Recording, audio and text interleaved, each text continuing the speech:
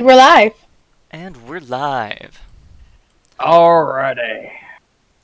Okay, so this is our second recorded episode of Maelstrom, also known as Vortex Legion, because that's the military you're part of.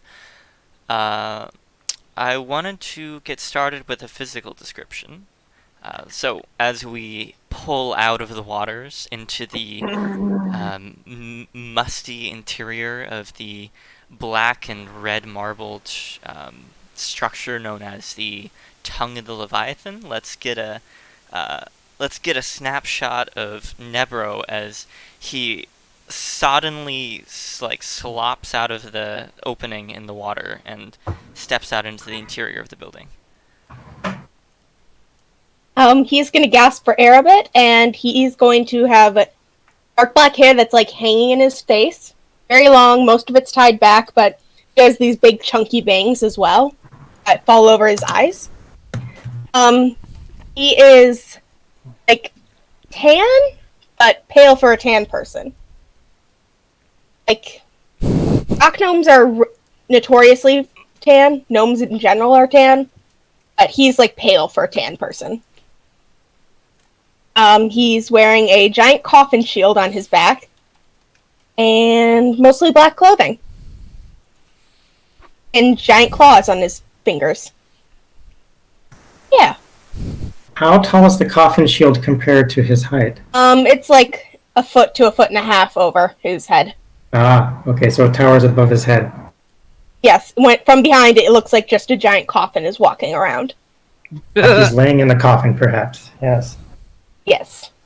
An oversized coffin. Yeah. And I think we discussed there was like chains and bones strapped to it.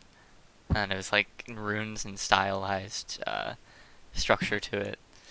So yes. It's extra special. It's a special coffin. Okay, and behind Nebro, having just saved him from the jaws of the deep ocean, is our esteemed barbarian, basically Outlander king at this point. Go ahead. As he rises from the depths, that is the entrance to the Leviathan's tongue. Seaweed green hair and seaweed colored skin. Underneath what looks like pelts and furs of direwolves with skulls adorning his left shoulder and a great sword on his back. Sorry about that, I'm back. As he steps out, he starts shaking his hair out. Fuck That's you! You're a fucking wanker! It's been a long time since I've felt the ocean.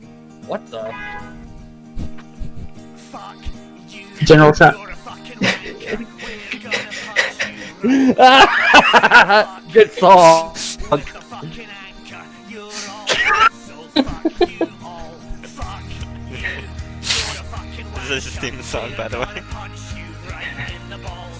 Fuck you! With a fucking anchor! Carry on. You're all cunts! Yeah, I'm done. That's it. Oh, okay. Nebro's going to look at you and be like, yeah, refreshing. That's the word I'd use. Refreshing. Okay, so as his furred body, you soaked up a lot more water than the rest of them because the dire wolf is very, very thick fur. The water streams down the three skulls adorned across your shoulder. And just behind you, almost timidly, comes a rather smaller form. Just a little bit more, maybe feathered person. Would you go ahead and introduce yourself, Chi? Punch you right Are we just doing introductions? All I missed? Yeah, that's it. G is an Irakoka, a little bit shorter than the most, just under 5 foot tall or so. His feathers are like a tannish brown color, relatively dark, but not overly, but they start turning darker and darker until at the edge of his wings they get like black, like a singed color almost. He's wearing some. What is this, leather armor? I've forgotten. It's it functions as leather, but it's more of like it a leaf functions as structure. leather. Okay. So he's essentially wearing a mismatch of light pastel colored leaves held together by vines covered in thorns with flowers adorning it. Quite the contrast to his other colors.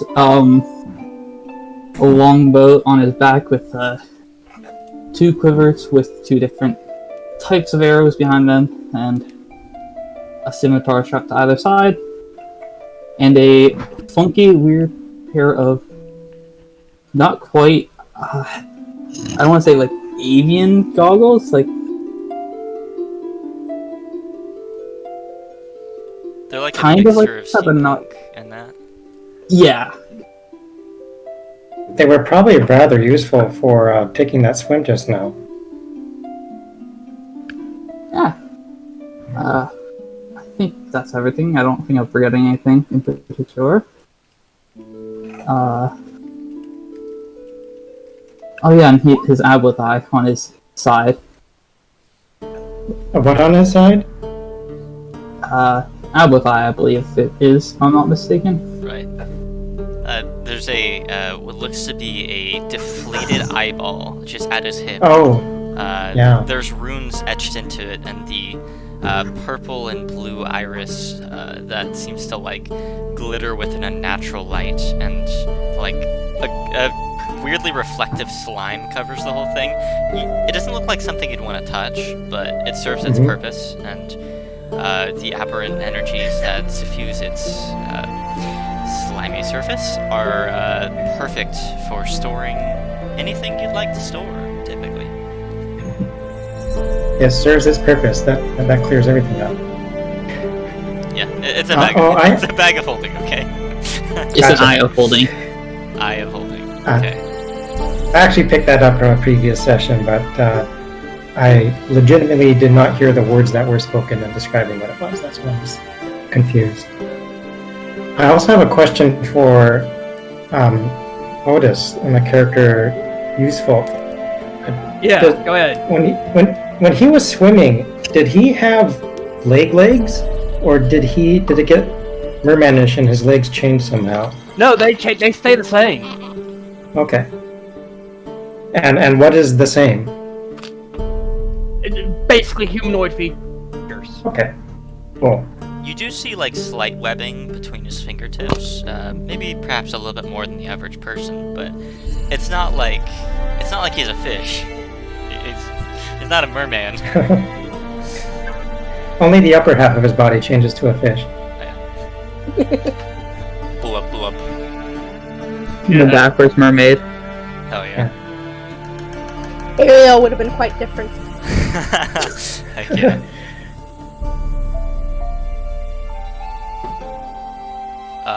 Well, I guess we kind of didn't eat up as much time as we thought we would.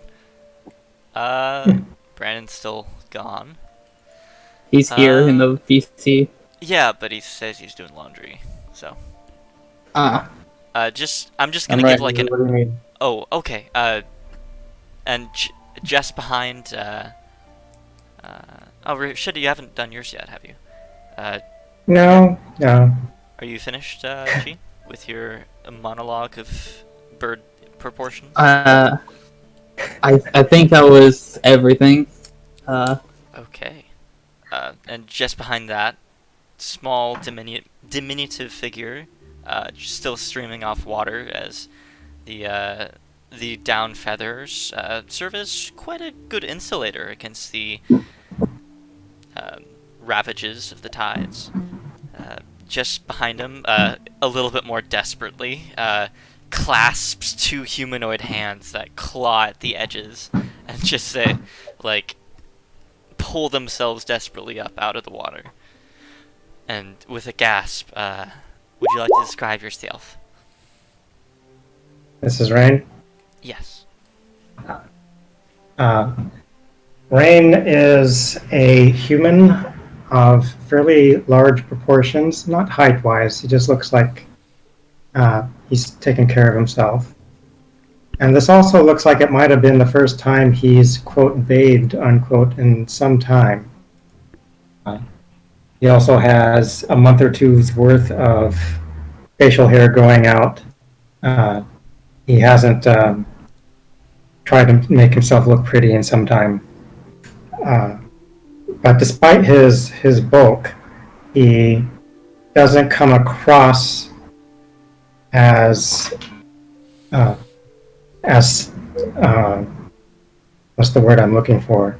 I don't want to say threatening, because if you push him the wrong way, that's different. Well, we'll say he doesn't come across as threatening, certainly in this setting. And when he scrambles up and gets a lung full of air, inhaling deeply with those massive lungs, before even wringing his clothes out, he goes and slides along the wet floor to a corner, and in his clenched fist, opens it up and examines something he grabbed from the sea floor, which is a sea snail, a tiny little sea snail that he starts watching just slowly crawl along his hands, and he's infatuated by that for a good minute before sitting it back down into the water portal outside. He also has some gray streaks in his hair. He looks like he's probably middle-aged. And the clothing he wears is pretty rugged. It looks like it's been hand repaired a number of times, probably by his hand. It doesn't look too professionally done. Looks like he's an outdoorsman.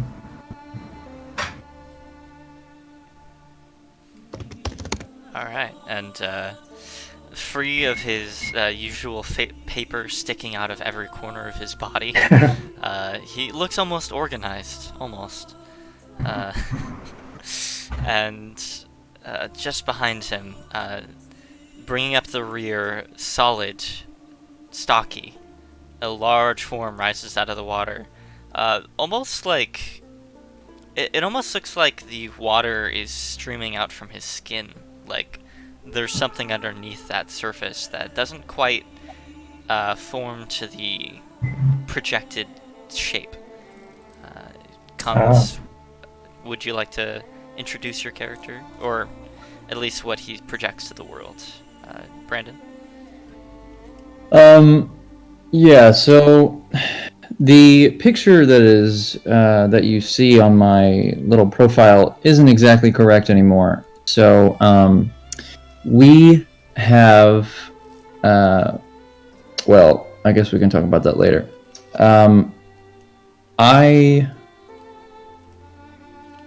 Sorry. Okay, so what I look like right now is I have a like a really dark brown or a dark gray cloak with a hood, and there's like this leathery armor that is it's pretty nicely made, polished, and the shoulders are a bit padded. A little bit more than usual. The face is very stern. There's like a hardness to the eyebrows and the way the mouth forms. It's got like a 5 o'clock shadow. Kind of tan guy, shaved black hair that you normally don't see because the cloak is up, but that's what it is. And just like beady gray fucking serious ass eyes. That's pretty much it. And then I have a staff that I carry that is it has like an amethyst at the top. So in the profile, it's kind of like that, but a little bit more exaggerated. There's like this really rough amethyst on top, and then,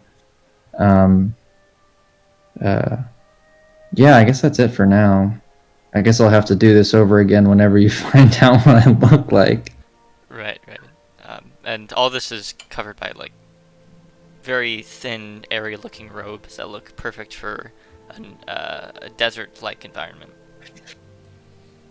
Does the cloak that he's wearing, the hooded cloak, does that look like it's been affected by him being in the water, or is it also kind of mystically being drained around it? It certainly looks like it. It doesn't look illusory to you. It's just odd to see water like pour out of his skin, because that's not supposed to happen. But hey. Yeah. So the cloak is, and Cody, I don't know if you know this, but I'm basically mimicking the burgundy cloak that I have underneath, and it's the same thing. I just changed the color, basically. Right. Anyway. So it is illusory then. Oh, sorry. I also wanted to just kind of give you a better picture. And it's in the chat. Okay.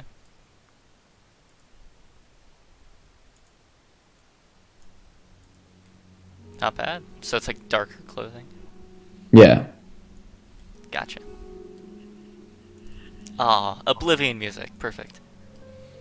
Alright, and since Azrael isn't quite here yet, we'll let him introduce himself. Let's just say like,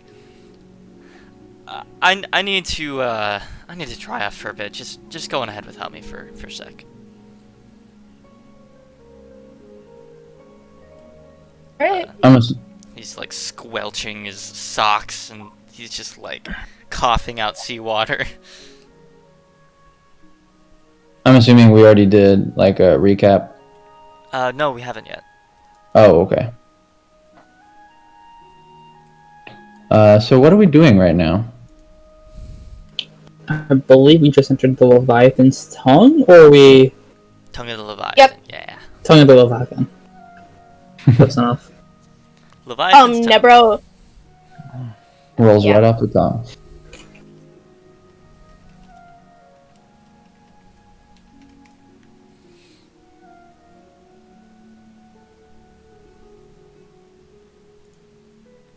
So do you want to do that recap now then? If Oh yeah, I didn't know what you wanted to do without Azrael. Okay, so let me see what I have here. Vortex. Yeah, this is for. Oh God, is it right? Yeah, September 15th.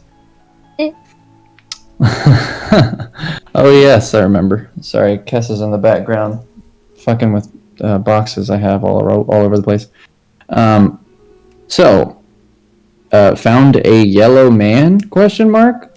Bald. That was next to a glowing metal tin? Question mark. They were reaching in and trying to grab a pet white fox with a fiery glow named Haru. We find out that this person is a Githzerai named Grek. Seems to be connected to trading in some fashion in Cinder Heights. Has lived here for centuries now, like kind of outside of either at the corner or at the outskirts or something of Golden Guard. Let's see, we make our way to his house because he invited us, and it's I was unclear, but it's like a sideways ice-looking structure. yeah, it was like a giant icicle laid on its side. As though an iceberg had been laid to roast in this place and then like hollowed out, but it doesn't make sense in this climate. It should have melted by now, so clearly it's being held together by some other means. Oh, okay. Got it. It's called the Glittering Palace. Superman's hideout. Yeah. Fortress of Solitude. On an episode of Hoarders. Let's see. So Rain and I have a conversation about aberrations while Grek is going to get some tea. And then Grek ends up knowing about the criminal underground of the city and knows about the expedition that we have questions about. but he was a little hesitant. And then he is an expert in aberrations and has a knowledge of magical things as well. So there were multiple things that we could connect on. Basically, we had to tell him a story, and he said, after Azrael told this amazing story and painted it out, he was left flabbergasted, and he ended up saying that there's a girl named Thorell working at the Purple Bite, the inn tavern that we are familiar with. She can give us an audience with some criminals who knows more, but that is about all that he said. He spoke about sea caves to the south that we could go to, but it's pretty treacherous. He then said that there is a tunnel, or the tunnels are much better to use. So we say our goodbyes and things, and then suddenly, I don't remember how, but we ran into Hammer Smash, and he said that his wife was on the expedition, which happens to be Nebro's sister, Carmip Neckel. The expedition. What? Also known as catnip. So am I spelling it right here just so I'm not going crazy? Yep, that's Carmip. Okay. Okay. Mipnackle. So the expedition started a month ago, apparently. I then say that we leave Hammer and make it to the Tongues Tower. I'm kind of making this shit up as I go because I was trying to type fast. I'm assuming it's Leviathan's tongue. We pass a lot of places. We found a noble who was a bitch. I tell him all, throw him in the fucking water, and then he tells us, after he again insults us, that we need breathing apparatuses to get to the Leviathan Tower underneath the water. And then, let's see, we found some guards called Grapplers of Sunken Crags. They had a kraken tattoo. It's a part of our military, a different sector. We continue through the water, narrowly missing Nebro, leaving us in the strong current. So we grab her. We stop there. We pick up when we rechristen the tongue. I don't think that's right. What the hell is that? Anyway, that's all I have.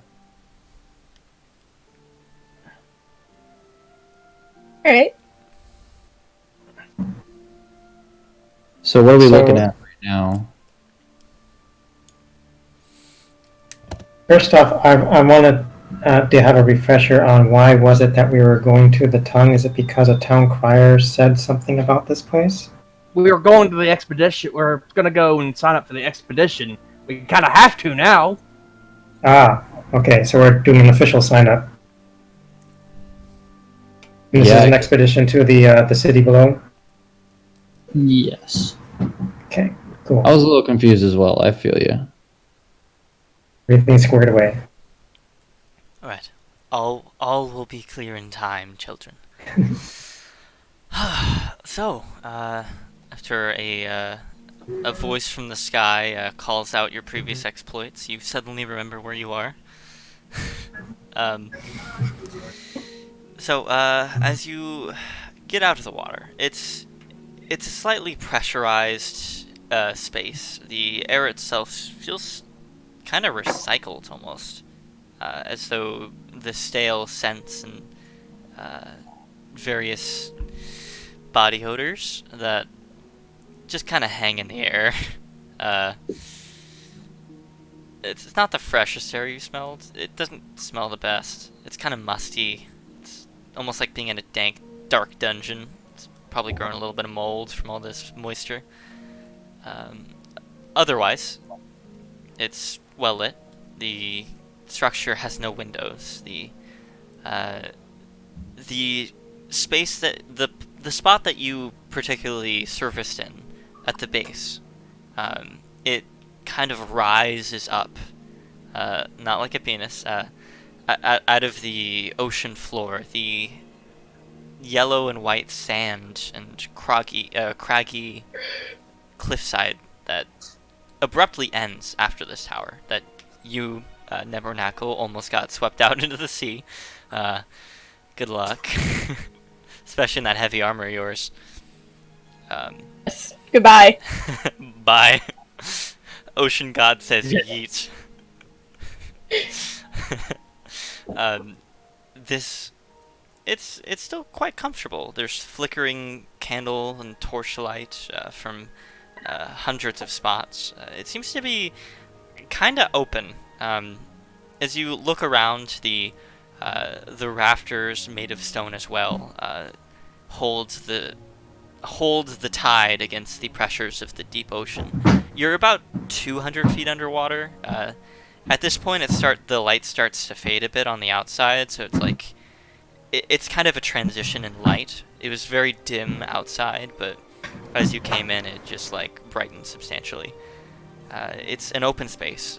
There's rafters above, but beneath there are like impromptu walls, as though they shift and move as space is needed for one person or another. You see Leviathan symbols everywhere, on the badges of people hurrying and scurrying from cubicle to cubicle,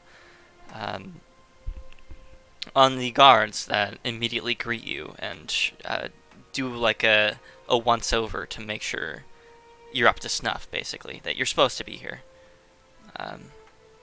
And you see running along the length of the tongue, at about a 45-degree angle, just going out, looks to be a minecart just barreling towards you, and then it abruptly stops, like say 30 feet in front of you, and a kind of bewildered-looking person just kind of like peeks out.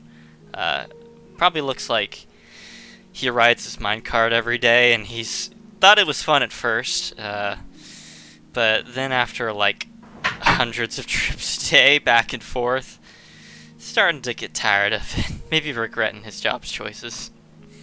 But he looks like he's about to vomit. Probably like a half-elf looking younger kid, and he pushes out with a large satchel and starts to deliver documents to various little tiny offices that dot the entire length of this spot. But yeah, you see one of the guards, a Triton, which is, they're not super common, but you're also in a part of the city that is sunken. The 10% of the buildings that aren't above ground, so it makes sense to post guards here that aren't limited by the outside turf. Or surf, I meant to say. You know, Yeah. unless there's like astroturf out there, in which case no one wants to be out there. You do hear directed at you, Rain.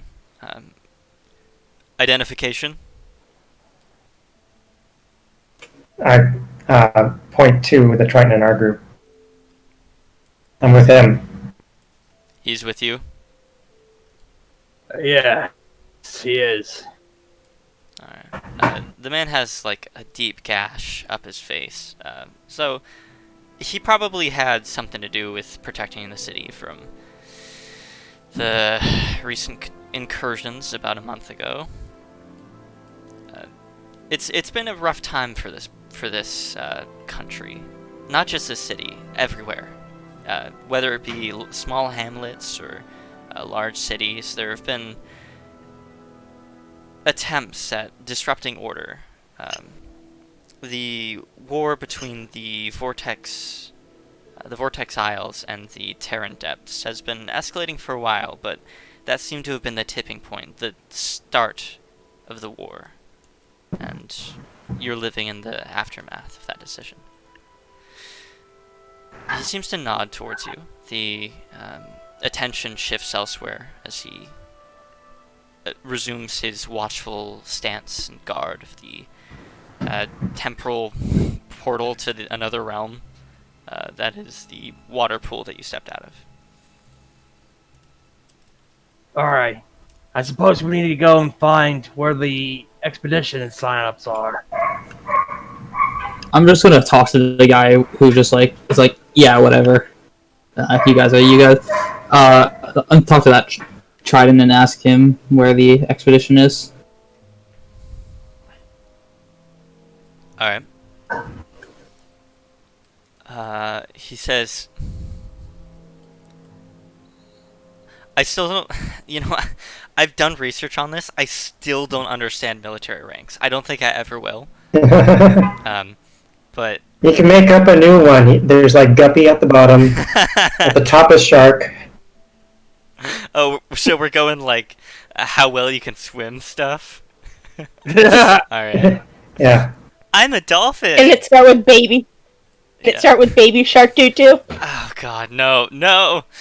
I'm gonna go with corporal. Baby shark doo I doo. think corporal is kind of low. No, it's not Corporal, it's Carp. Or is it lieutenant? Is lieutenant the lower one?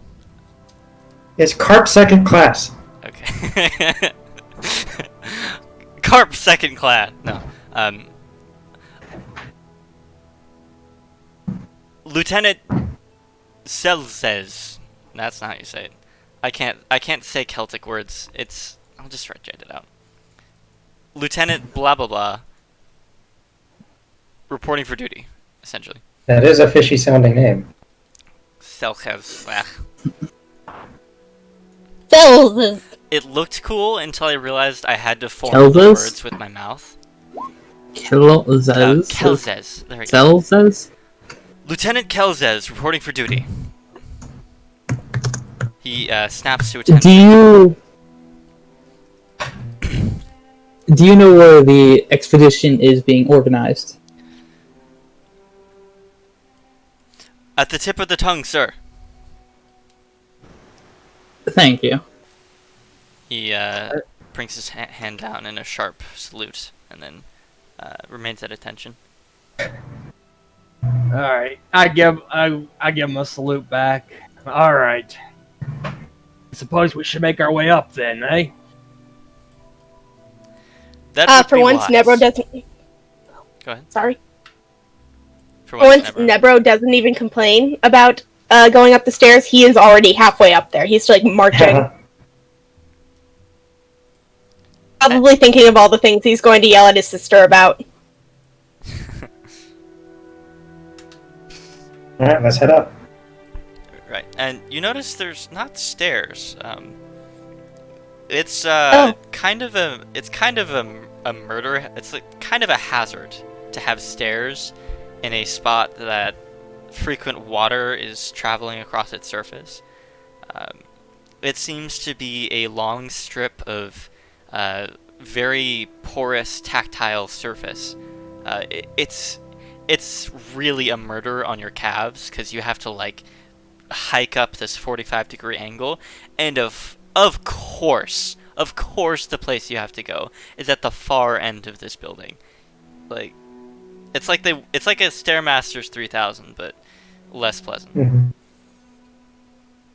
And you do see water running off of your forms and going down in rivulets down to the water surface.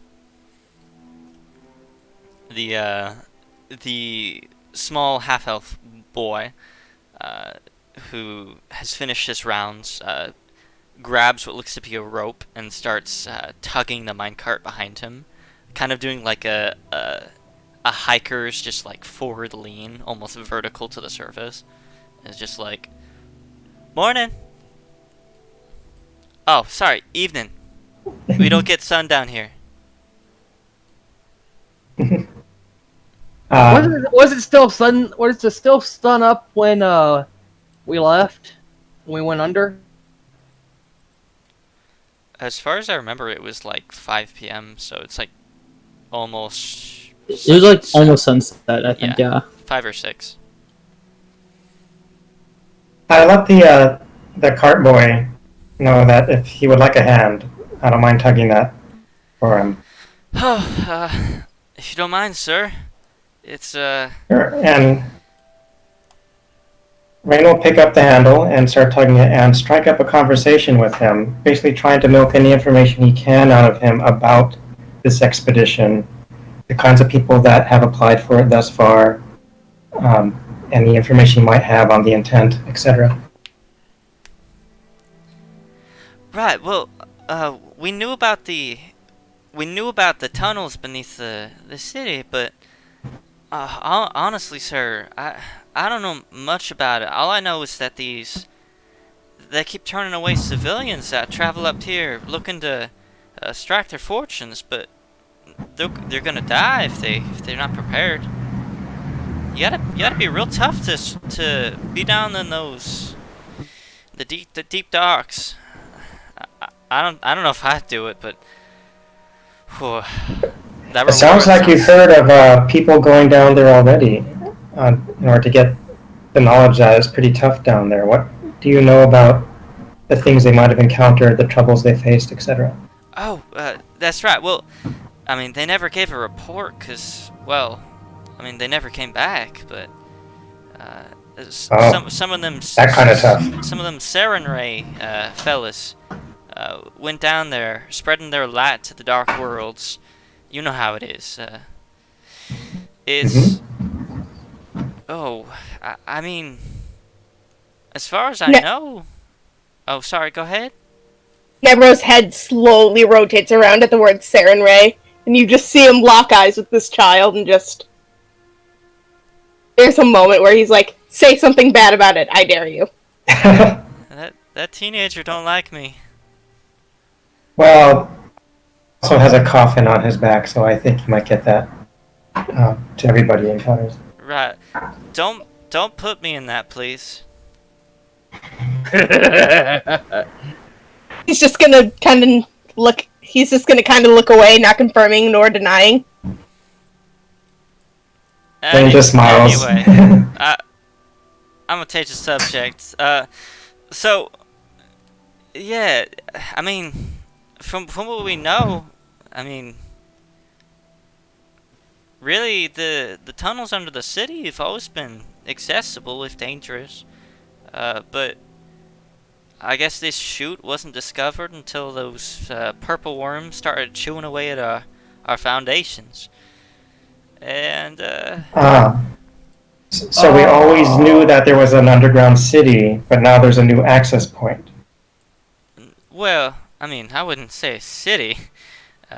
Or an underground area. Right. It has been known. Okay, gotcha. There was a grotto beneath the city. Sea caves, you know? Mhm. Things live down there. Yeah. That kind of thing. But that's typical. It's typical along a sea route. And people try to stay away from it, because you never know what kind of snake's gonna bite you down there. I go fishing at the entrance sometimes, because sometimes you can get a real big bite, but it's... I don't know. It don't sound safe. I would like to point out to the DM that as a ranger, Rain's preferred terrain, he has two, but his first chosen one was coastlines, so we might have experience exploring coastal caves, etc., coves, and the like, and might have an idea of the kinds of critters that live there. Yeah, and you would know, there's lots and lots of caves that snake in and out of the city. This whole like hillside is well developed, and the local populace makes sure that there's like almost no predators in the forest of the Lost Souls. So you would know that rabbits and weasels and all kinds of burrowing creatures have had decades to just like carve out entire like caverns beneath. And you know, various organizations have used that to their benefit. Perhaps digging out from basements to, you know, get a little bit more room space, because as the actual living scenario up above ground gets a bit more crowded, people like to explore real estate options.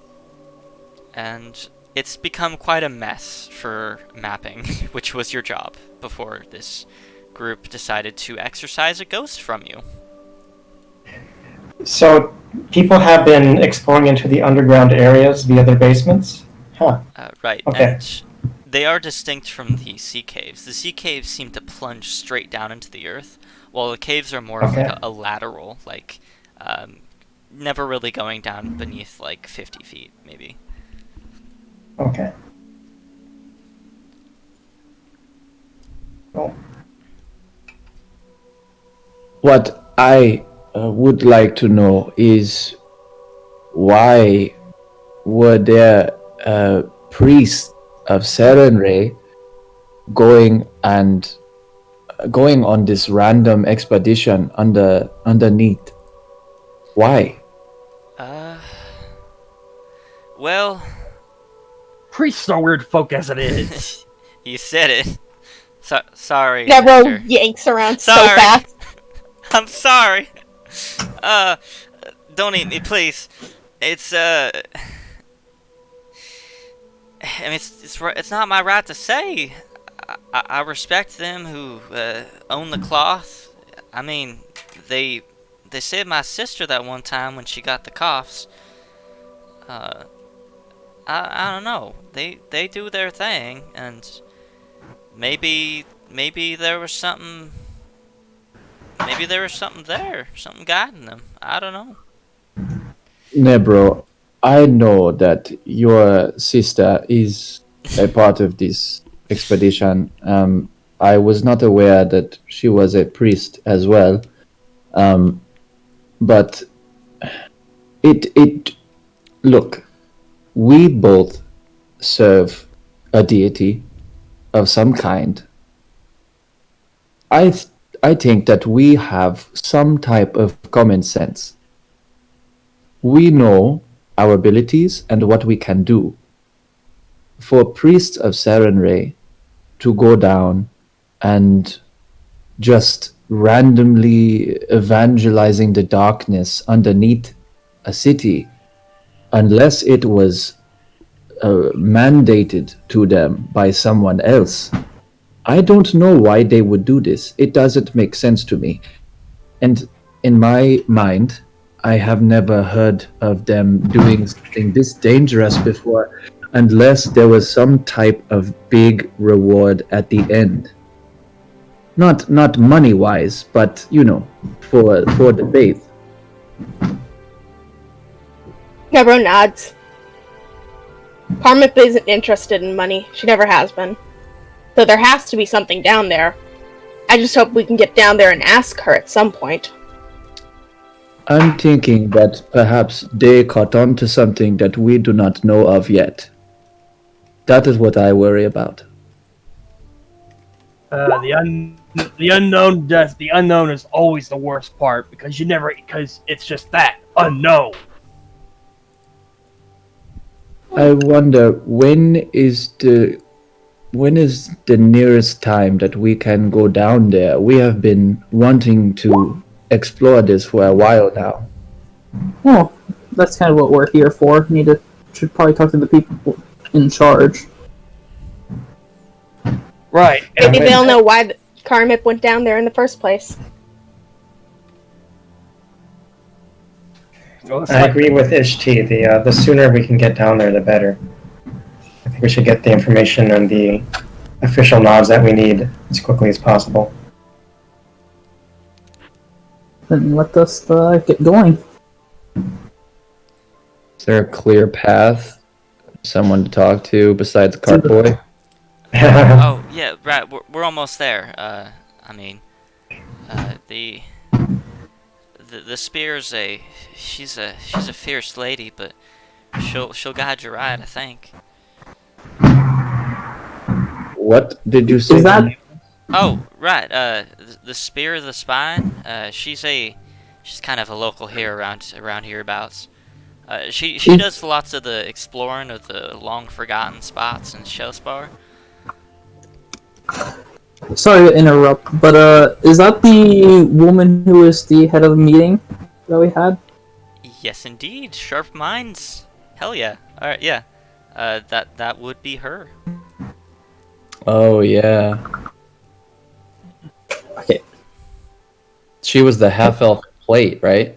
Yeah, The half-elven seemed woman to in have been plate.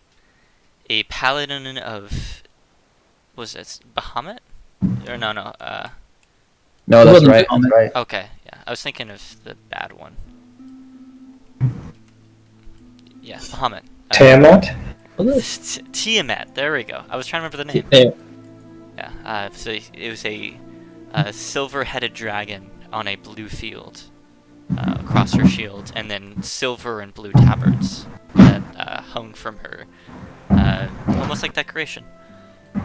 She still has the Leviathan's crest on her, though, as she serves at the pleasure of the military. But she has her own agenda as well. Yeah, just don't get her on her bad side, okay? I tried to ask her for some coffee this one time, and she threw it at me. It hurt. It burned. Well, I mean, you did ask for it. That's When fair. you are in her position and you ask her for some coffee, she is going to give it to you, but not in the way that you hope.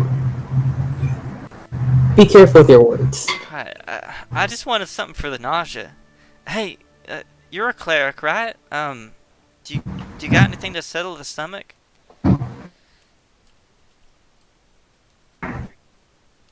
Nebro would be good at that. Let me check.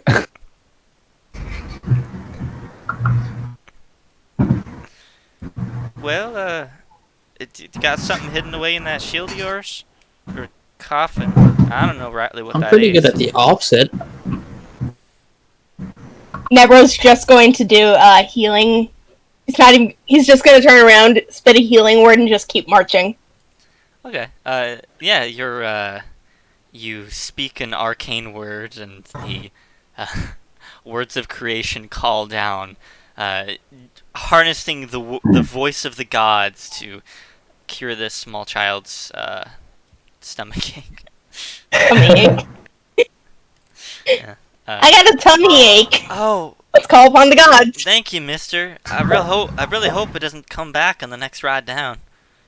Probably will, but it was good while it Well, lasted. at that point, lad, it's better out than in. Right. And he seems to have like close cropped hair. I forgot to do like a description of him. Kind of a petite form, pretty thin. He probably helps around because he doesn't really have anything better to do. It is a temporary fix, so I suggest if you are not cut out for this, that you find a different job. Oh, right. I just wish I had the strength to tug this thing along and also run all the way back fast it in order to hit the brakes fast enough. It just is what it is. It's good money. I'll keep this for a while until I find something better, I guess. Question: what is the what's the landing pad for the cart? How does it look? I mean, there's nothing inherently magical in the place. It's just like there's a handbrake on the cart, and there needs to be someone to operate it. But it's kind of like a cushioned, like pile of pillows at the end, just in case it plows through. Other than that, Behind the pillows, I'll quickly just I'll mold the earth to where it's like heightened a bit, to where it kind of acts as more of a barrier. all right. Just a small thing, and I'll leave. Because you can mold stone from that, right? Oh, it's made of stone? Well, I mean, On a building. I'll say they're sandbags. Yeah, you could probably like mend the sand to like shape it into more of a cushion. Sure. Oh, my bad. I thought it was dirt. Nah. You're in a building. There's no connections to Earth in this space. It's like Oh, inherently whoa. unnatural.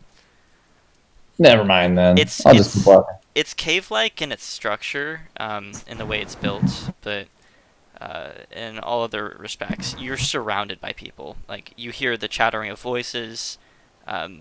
Lots of paperwork is being done here, which is weird. You're like 200 feet underwater, and there's like all this perishable stuff just around. I get you, man. You get the feeling this is like kind of an archive or like an exploration post for most of the sea. It's quite extensive. Might be something to look into on our off time, but right now, Rain is focused on getting this mission started. Yeah, quickly follow. Right. So you you make your way to the top. The minecart jerks to a halt at its resting point as he finishes going about gathering letters and reports and orders, and gets prepared to take another hop and ride on the cart. Looks to be grand black marble, large doors. Good, like 2 stories tall. It looks almost like an oval portal, as though the like a naval port has just been there. Made of marble. It looks rather thin, as opening a 45-degree angle door is quite difficult, especially for any other material. But the black seems to be spiderwebbed most at this end of at this end of the building with red, almost to the point where it's like half red, like veins streaking through the black.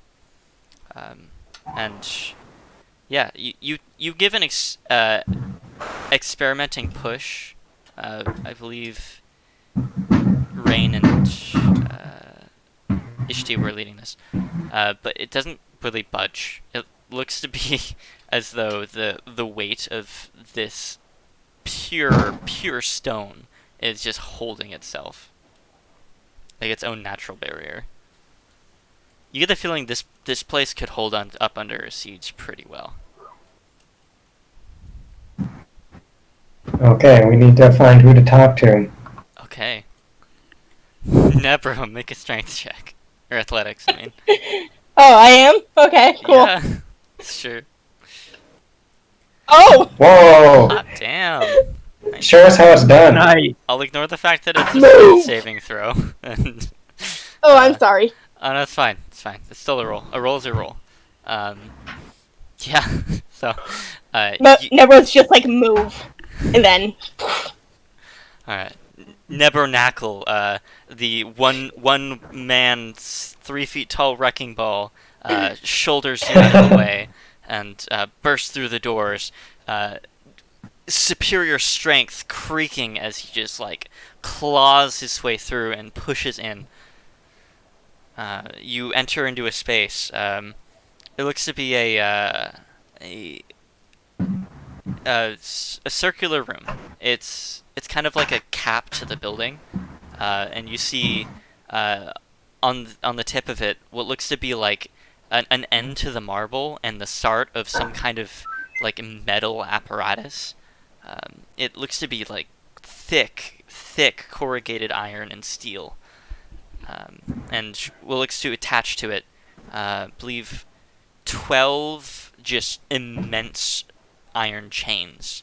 They look to be rusted, covered in barnacles, and it looks to be attached to some kind of like immense cinch that is powered by what looks to be the rail car that streaks out past you from the back. It's inert right now. It doesn't seem to be in use, but it looks impressive from a defense standpoint. I'm gonna look around. Where's the person who leads the expeditions? Oh, right this way, sir. You are a sir, right? You look over and there's like a pretty stately looking water genasi. She's She's kinda scribe-esque. Looks to be running the front desk of this room. It's about like a fourth of the size of the rest of the building, but this part seems to be a little bit more well insulated, and the air is a little bit better, I'd say. It is a sir, right? I Everyone's just gonna give her the luck. I just can't tell with the hair. I'm sorry. It's right. Well. She just starts walking and expects you to follow. Nebro He marches. Okay. Just No. kind of walk behind him because he's got more of a reason to be here than a lot of us. Now, some ground rules for the spear. Keep your temper down. She doesn't like it when people yell. It upsets her. Chill. as she Trust calls me, it. lad. You might just want to stuff it right there. He's not gonna put up with anything that's short of finding out where his sister is. His sister.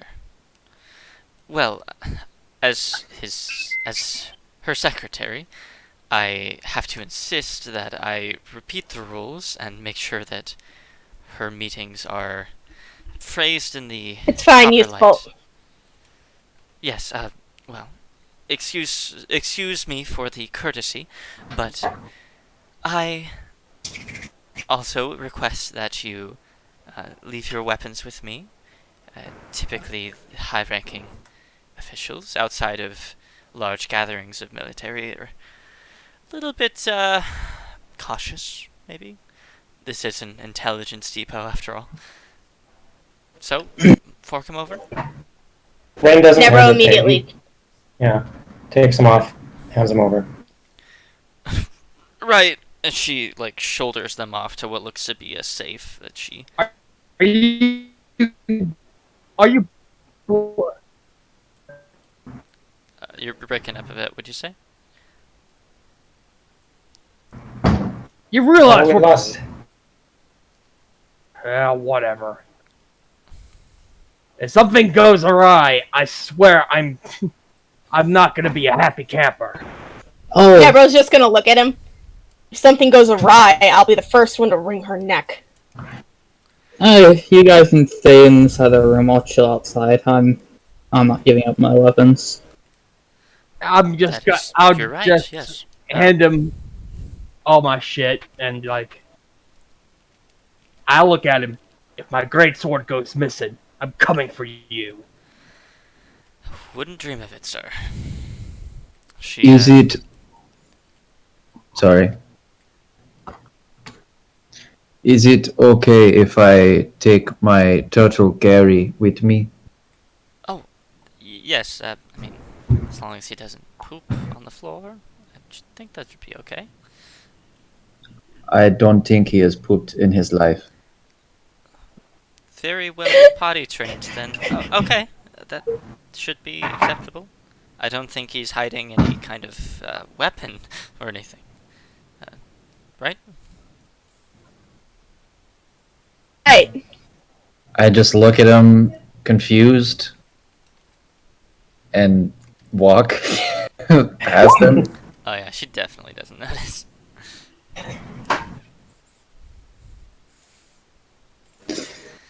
She's gonna go find a seat and just look annoyed. Do you like Werther's Originals? Wow, fuck no. What? They're good! She offers you some candy. G, as you're waiting, and returns to paperwork. She's just gonna like wave her off and start tinkering. I'll Pops one in her mouth. telepathically. Sorry, Cody, my bad. I keep doing it. Oh, it's okay.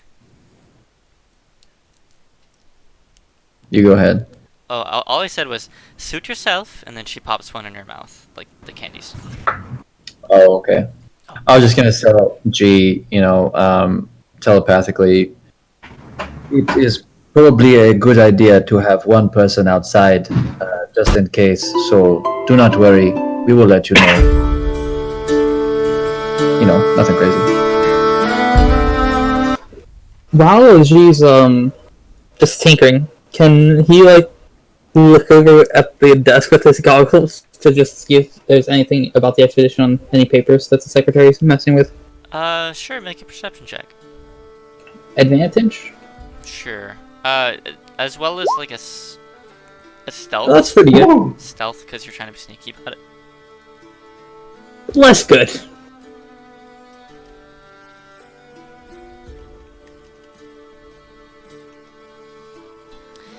Less No. good.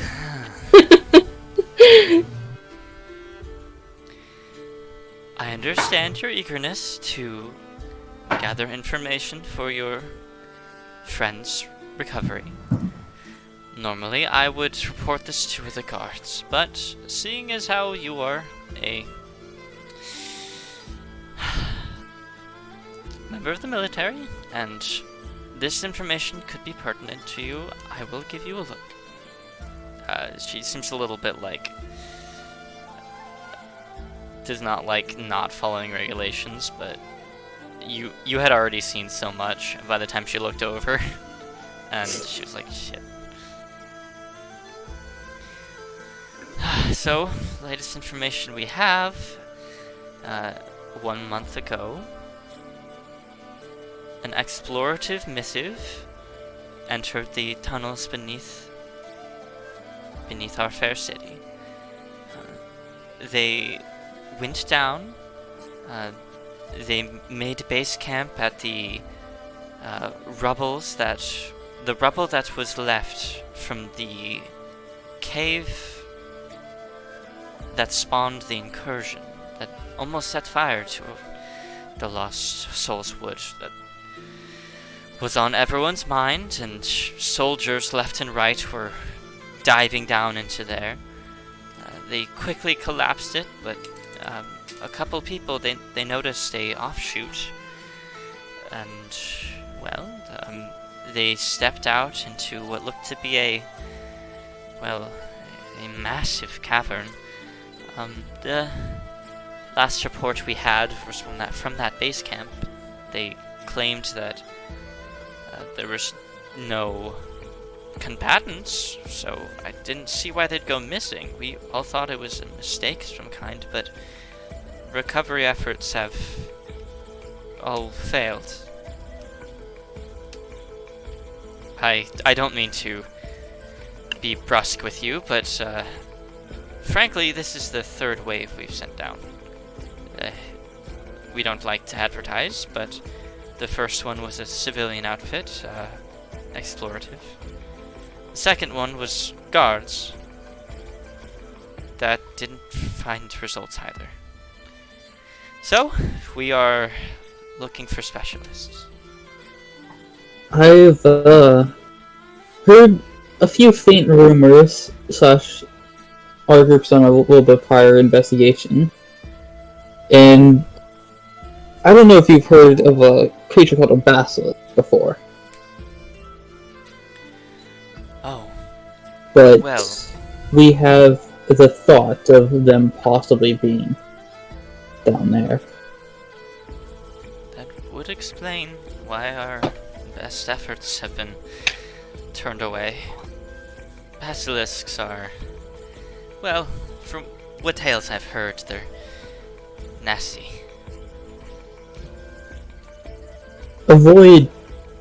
You probably already know this, but it's best to avoid anybody going down there unless they're in a large party. That's right, I wouldn't last a minute. No, I keep my nose down. The books are where I live. To each their own. G's gonna pull out his tool and start tinkering again, just waddle back over to the seat. She keeps an eye on you. She does that, like, thing when, like, kids are taking tests and then, like, put their arm over their work. Just kind of, like, shielding it slightly with her body. She is paying absolutely no mind as he just tinkers with his like tools. She And I then, feel like she rock she eventually finds. pulls back into complacency. So what are you working on? He's just going to take like a random rock or something he found and just start making it make like random noises or start glowing suddenly with his magical tinkering and just be a Nice. general nuisance. Yeah, it's just like random sparks fly off and like land on some of her papers and just like burn a hole in them. Hey! Okay. It's just a rock. If that ever happens, just prestidigitation, fix the papers, just like a small little like gap in the ink. Grumble. Alright, so, Nembro, you're led to a, what looks to be, let's say like a far corner off to the left. It's not quite the head honcho's office, but it looks to be fairly well off. Think like a corner office in a large high-rise. It seems to have solid corners, and the two walls offer a semblance of privacy to the area. Most of these places are like no privacy at all, considering this is just a central spire and nothing else except for those two gates. The two gates that you had like pushed open with all your might and barely gotten everyone through before you like crashed behind you. By the way, the DC for that was 20, so Nice. just saying. So would you say this well-off office might then belong, therefore, to someone with a rank as high as, say, Swordfish? Oh my god. No. Kraken. No? It's Kraken! Oh. Yeah, so you see what looks to be three figures strewn about the room, two of which are familiar. There looks to be a large shape in the corner, dark hair, black beard, like serious eyes, weathered and crow-eyed from what was once a smiling face, now not so much. Looks to be the solid form of Mordecai, the captain of your training, and now previously a complicit in a lot of your shenanigans. He doesn't seem to have noticed you yet, and sitting in the central area, as he's like off in the corner, probably like off on his own desks, filing paperwork and doing logistics. He has what looks to be like wire-rimmed glasses on, and his usual giant bear cloak and furred skins that cover his entire body are just gone, and he's wearing like a plain white shift, just like general clothes. It probably gets pretty hot in here, so you imagine clothes that are meant for the elements aren't exactly good here long term. In the center, there looks to be a elven woman. On closer inspection, she appears to be not entirely full elf. The ears end in like blunted tips instead of the long flowing grace that is full elves. You expect from wood elves, you expect the dark brown skin, kind of a chestnut, almost tawny in its like redness, but usually they have darker hair. Hers is like a brilliant scarlet red, and she doesn't have the freckles to go along with it, so you're not quite sure what the other half of the elf is, but it's got to be something fancy. She has a large war spear in her hand, and she's using it to pick at her teeth as she reads over a report and just tuts to herself like, no, we need more halibut than that. She just grumbles about it and then writes some additions to the munitions sheet that she seems to be about to give a denial for, and then ask for revisions, and then repeat the process. And then the third figure also, off in a far corner in a solitary chair, there looks to be like a Triton boy. I know a lot of Tritons, but this is in an underwater area, so it makes sense to. Yeah. Yeah. I mean, there are CL too. Yeah. It's just like I said. And then They tend to stick in the. They're pretty secular. They like to stick to the coral reef and not really venture out too much. So it's mostly Triton, some sea elves, and then what is it? Water and then, like, some genasi? water genasi, yeah. But all right. he looks to be gazing off into space. Looks to be like I'd say like deep blue hair. Is long and covers his face. He looks dressed simply, but the vacant gaze in his expression, not even noticing you entering, is kind of off-putting. It's weird. And like his eyes are open, they're blinking, Deborah's- but not responding. What's up? Nebro is just gonna walk in and clear his throat and cross his arms. And hope that gets the woman at the desk's attention. Right. You must be Maelstrom. I've heard a lot about you from the old bear. We are. It's nice to meet you. So, We're here for the expedition. down to brass tacks, I like it. Okay. So, as you know, the expedition did not fare well. You are to recover their corpses, and you are to also take whatever they recovered and whatever notes that they might have had, and you are to bring them back here. Now, if you choose, it is permitted that you dispose of the bodies, but we would prefer to have evidence of what might have been that. Treat all creatures... Nebros. What? Just gonna look at her. They're not dead. Well, it's been a month. We can't keep two... Rain raises an eyebrow to that. Nebro raises an eyebrow to her. She's my sister. And a cleric of life. I'm a cleric of death. I tend to know when something dies around me. Right, clerics. Well, I've been around. I've watched my share of death in these hills, in these mountains. The,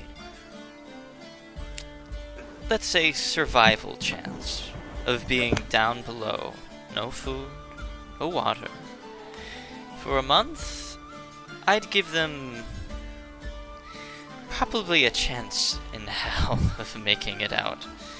It's... I don't mean to dash your hopes, but it's really... We're getting off on the wrong foot. Look, if you find them alive, great. That's fantastic. I just don't want you to be... disappointed. She looks Not a to little be downcast. blunt. Not to be blunt, but shut up and point us in the right direction already. Yeah. Impatient, aren't we? Okay. Yeah, you'd be the patient too. Come on in, boys. She calls behind you, and you look behind you, and the people you met out front, the well-equipped soldiers that seem to have been from the sunken crags, I believe. They step into the interview room. It's suddenly very crowded in here. Right. Well, we've recruited two groups of prospective elements now. We expect you to cooperate. Any prizes will be discussed upon return. For, well, performance-based, let's call it. You know us, you know our reputation. We do our best to provide for our country and for our fellows.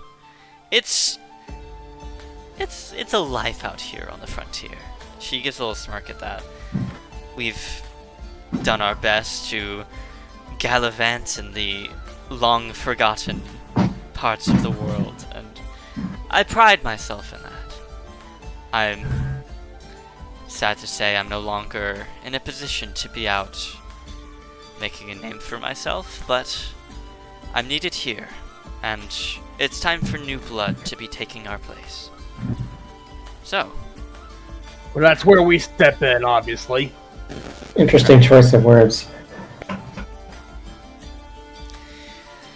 I don't know why I'm echoing.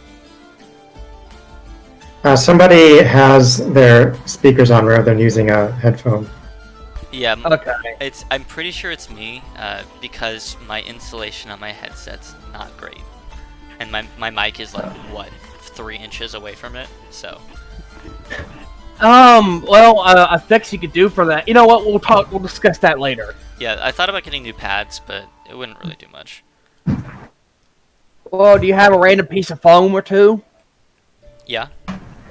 Okay. I've got you covered, bud. Don't worry. Alright. I'll Well, think about it. yeah, we'll talk about it after the game. So I have it written down as Triana, was her name, but I also remember saying that was the name of, like, the Master of Ceremonies in the East, so, did you guys have, like, her name written down from that one meeting that you had, like, what was it, 4 sessions ago?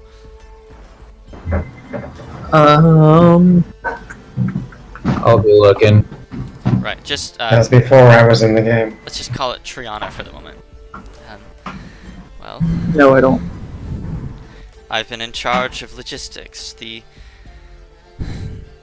information and storage that provides for our people.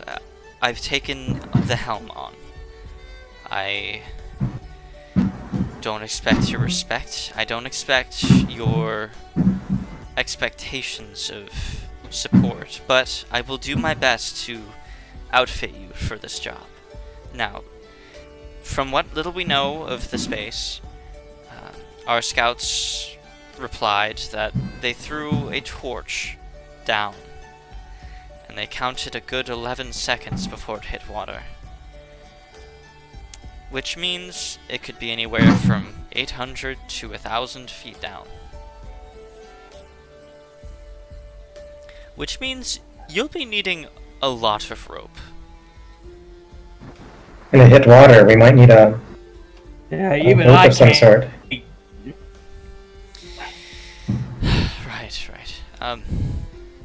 If you have other means of getting there, I don't doubt you do. You seem resourceful. You're welcome to find a route other than the grottos beneath, but I will warn you, it's dangerous. Your ships or rowboats, whatever you manage to acquire, they're likely to capsize, and you'll be floundering in the waters, and that's not a good position to be in, especially if you enjoy breathing water. She glances to you guys, the Maelstrom, because most of you are not amphibious. Well, with that, Rain is going to be stating, this is probably the right location to be asking this. Since you offered to outfit us, is there anything you can provide to help us breathe underwater or pilot water in a portable way? She like racks her brain. I think so. Mordecai, can you grab something from the second shelf? It should be around the back. Right. 1 second. And he goes around to the back. He pulls open a shelf that seems to be full of random shit. And he pulls out what looks to be a crystal. This looks to be like the kind of spell storing crystals that you're used to. This one's like a sea green, kind of like a sea foam color. And he brings it forward and sets it on the table. This is a portable use of the spell that got you here, I assume. Cord's disciples are quite generous in their tithes to our protection of them. I hate... Would that only... Sorry, there's a delay between both of our mics. Yeah. Would that only handle one person? No, I believe breathe water handles 10. But it has a time limit, no doubt. 8 hours, Okay. I think.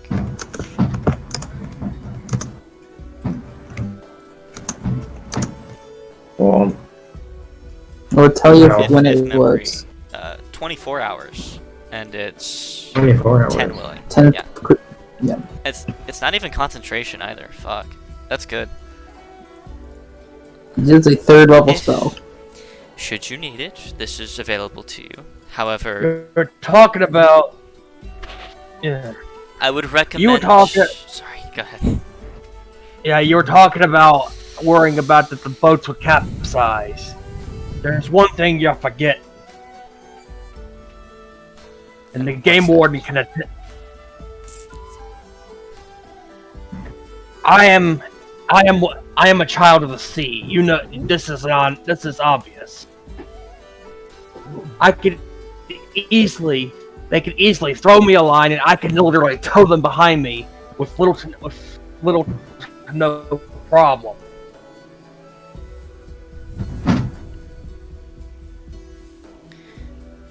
Yes, which leads me to the next thing. A knowledge of where to go and how to avoid the pockets of water that don't hold air or, God forbid, hold noxious gases that have taken the lives of a few. We've put together a map of the underground. It's rudimentary, but it serves its purpose. And should you require the need of a towboat, I'm sure your fellow Triton will be here for you. Do we know what causes the noxious gases? It seems to be natural pockets that collect. Fetid air rises through the cracks in the earth. Perhaps something died there long ago that added to its lack of livable air. It's really just something you'd rather avoid. I don't know what else more to say. Well, since you offered to equip us, then antitoxin would be nice. And also, we have reason to believe that there may be basilisks down below, and I think each person who is going on this venture should be equipped with a mirror. Really? Do you have Yes. Do you have a source for this information?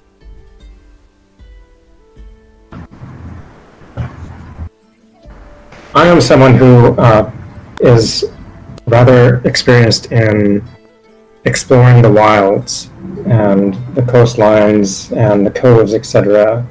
And I have picked up various signs of abnormal creatures living in the area. And I think it's just safe to be prepared. Make a deception check. Okay. Bring up the old character sheet. Guidance. And guidance is D4? Yep. Oh, Well, holy oh shit. my. Yeah, I think that does it. I'm gonna roll anyway, just to see. Can I put? I don't know. Would she know if I put Bane on her? Oh, yeah. Okay. That's the kind of thing that like you can't really ignore. Yeah. Okay. She looks intrigued and says, you're with the Exploration Guild, right? We've worked closely with your kind before. Right. I'll trust your judgment. But it's expensive to find silver mirrors, and it's expensive to find ways to combat paralysis or petrification, whatever it is. So, we would only be able to provide one of each. I hope that's acceptable. Definitely. Better to have it and not need it, in my opinion. Right. I mean, the biggest problem I see you coming across is lugging 1,000 feet of coiled rope. That might be difficult.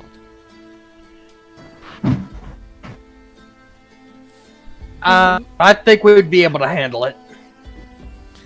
We can explore other options. Real quick.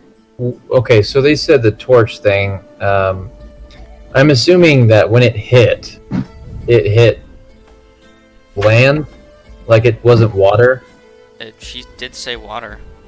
Oh, she did say water. Yeah. Like, so, like, if to everyone else, like out of game, if you give me a day, I can prepare water walking, but that's about all I can do.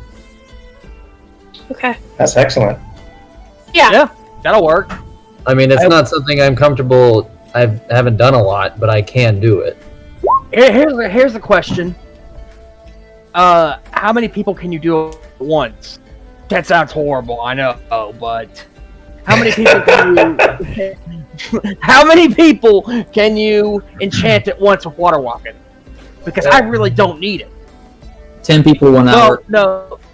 10? Jesus Christ! That's a Water walking and water breathing are very situational spells, so they are supposed to affect an entire party. well. Is Jesus Christ the name of the spell because he walks on water? Yeah. Only for clerics. Jesus who Christ Okay. who. Okay. Yeah, so if you want to give me a day, I can get water walk and control water prepared.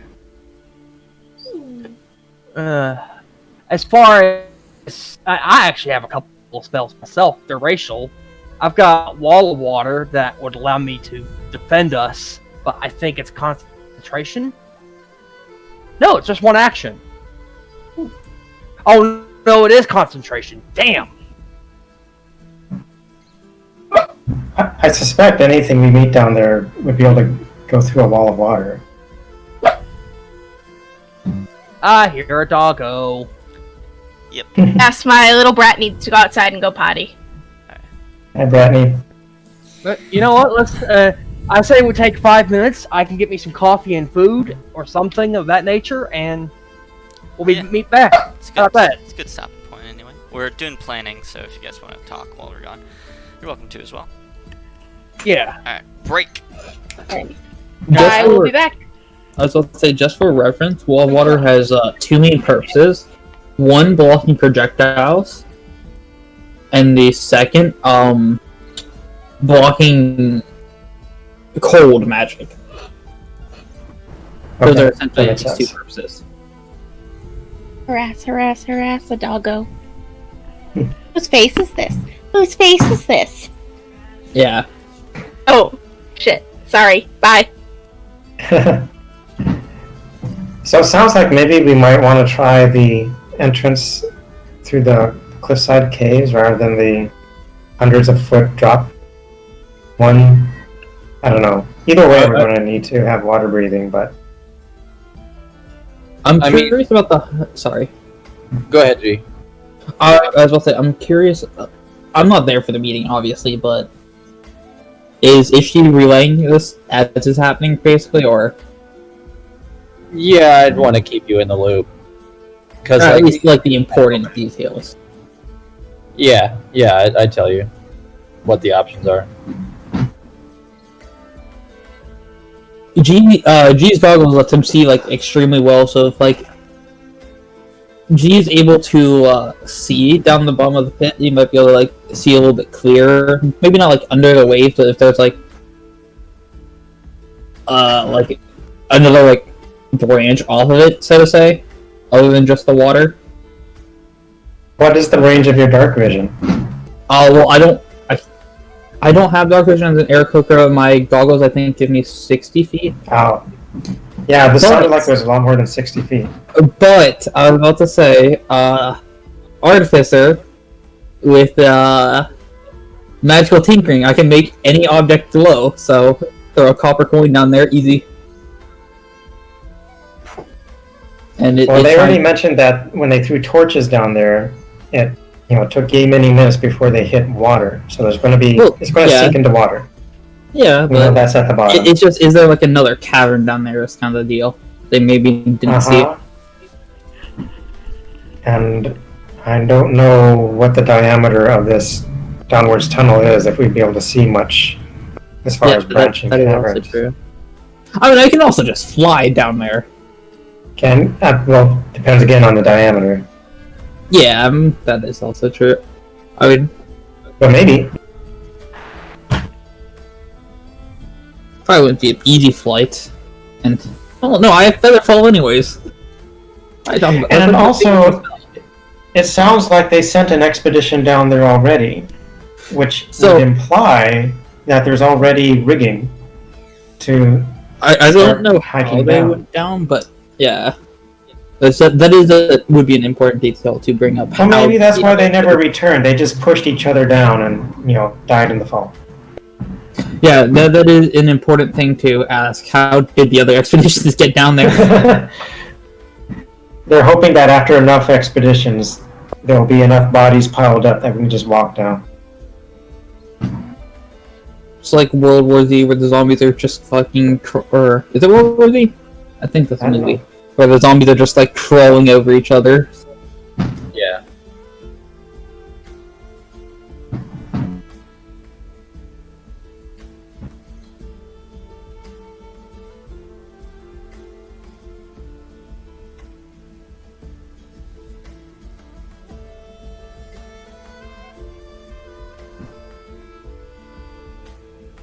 So maybe an option would be to try the downwards tunnel, set up some rigging where we can lure somebody with like some kind of safety on it, so that if we were to lose our grip, it wouldn't catch. I don't know if our artificer might help us with that, but the idea being that it would be safer than going through the coves, because by lowering someone down and using this telekinetic communication, we can first get an all clear before dropping them all the way down. They might start to see an expanse or something.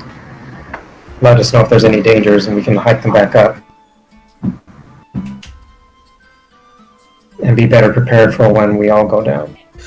What was with the Did somebody else, was there a way like inside the city down underground?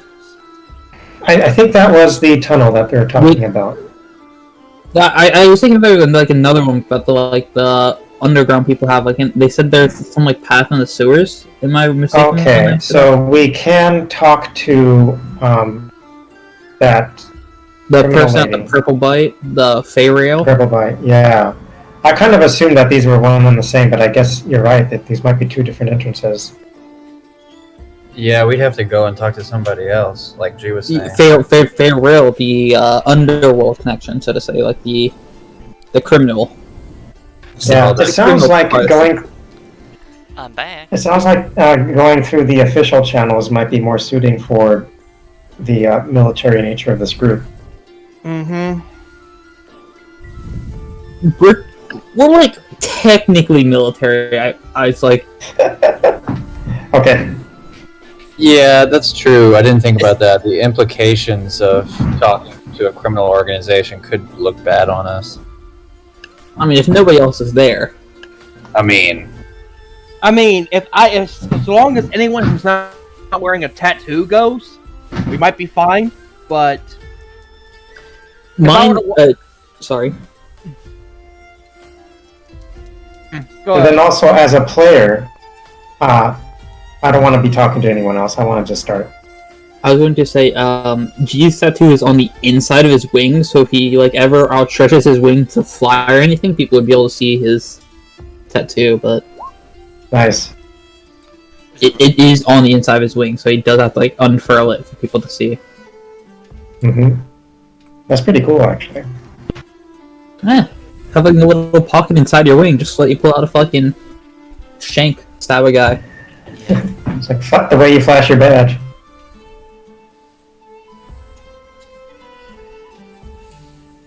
We see, I don't have that type of cover. I don't have that type of appendage to work with, and I've got the whole damn. I had the whole fucking Leviathan wrapping up my arm. Yeah, I mean... Wait, when did I get this poison vial? How long have I had this? You got that from King's Cove. Oh! You actually have a bunch of them. I only have one. There was 3 that were recovered, as far as I know. Did other people pick up others? I only have one in my inventory. I don't know. All I remember is giving Nebro I remember somebody got a bunch of trinkets from that one traveling circus at Cherryton, and I don't think I ever saw those again. Maybe it was Daldis. Might have been Daldis. Yeah, that might have been Doldis, actually. Oh, okay, that makes sense then. I'll look in his inventory, see what he's got. Also might have been useful. Right. Did you do the throwing game? Where you had to throw something up, there's the big elephant thing, or not elephant.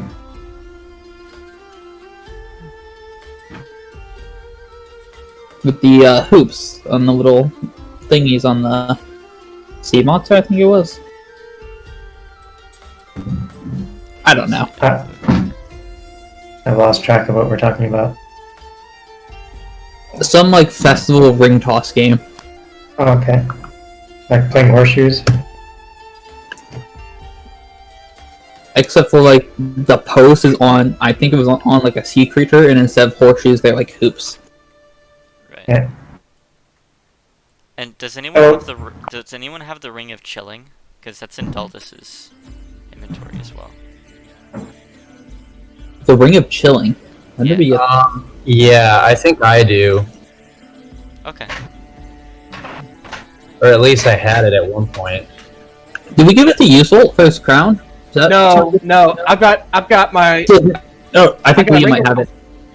I have the Ring of Protection and the Ring of Concussion. I think Nebro actually has it. Check Yeah, Nebro's you're right. inventory. You're right. We gave it to her, or him. Because he The Ring wasn't of sweating. Concussions. It sounds like a bad diagnosis to get from a doctor. Well, what it was is that it just add damage, thunder damage to my greatsword. I Nice. guess, so long as I wear it. No, Mhm. it gives you resistance to thunder damage, and then you're immune to the stunned condition and the deafened condition. Nice. Oh. So, Cody, What's up? there was all this discussion with equipping us, and I'm not clear about what we actually did get. So, one of the things asked for was antitoxin. Antitoxin. Yes, antitoxin, anti petrification, and Ooh. and 1 silver mirror, as well as Mirror. 1,000 feet of rope, is what she. Now, offered. was that 1 mirror per person? No, just 1. Just 1 for the whole group. Yep. Okay. Silver mirrors are expensive. How much are they in the player's handbook? And go grab a book. Antitoxin's actually really garbage. Advantage on saving throws against poison for an hour.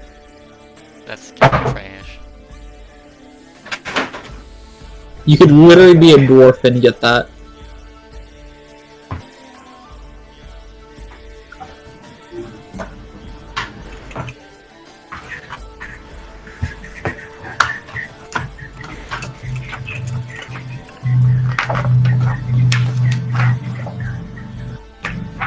What's the difference between a steel mirror and a regular mirror? I think steel mirrors are just like polished metal, whereas silver mirrors are like actual reflective.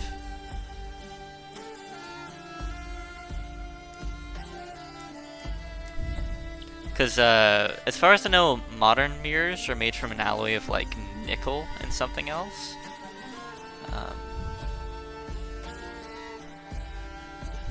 I'll have to look it up. I think in the past they would either use polished brass or it might have been what's it? That volcanic stone, obsidian. Pumice? Pumice. I said What? pumice. Sounds yummy. Pumice No, I said obsidian. is a type of porous volcanic rock. Yeah, obsidian's more of like a volcanic flow. Yeah, know that. Obsidian's more of like almost like glass. Yeah. Yeah. Oh yeah. So ancient mirrors were made by polishing any kind of metal, but it was most commonly brass or silver. Apparently, aluminum used to be expensive. What the fuck? Yeah, aluminum used to be really expensive, and that's why the Washington Monument, the just like pillar, Right. is capped with aluminum. Oh really? Because it used to be really expensive. That's Yeah, it has an aluminum cap. Yeah. So now mirrors are mostly made of aluminum or silver or an alloy of both, depending on how expensive they are.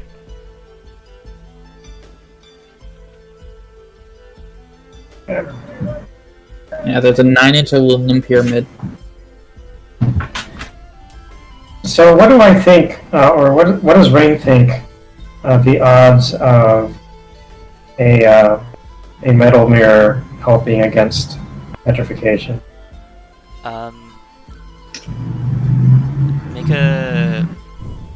Make a nature check, I guess, because they aren't technically natural creatures.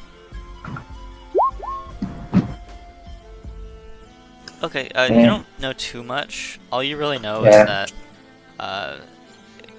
if you're going into the underground, it's safe to presume you should bring a mirror or something. You do remember a long ago tale of a vampire who, upon seeing his lack of a reflection, killed himself, but other than that, you don't really know much else.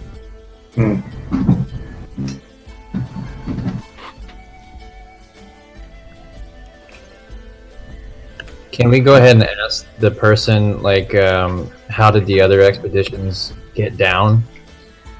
Oh, well, they followed our maps. They proceeded to the overlook and, like stated, they rappelled down by rope and were never seen again. So presumably those ropes are still set up there. Potentially. Okay.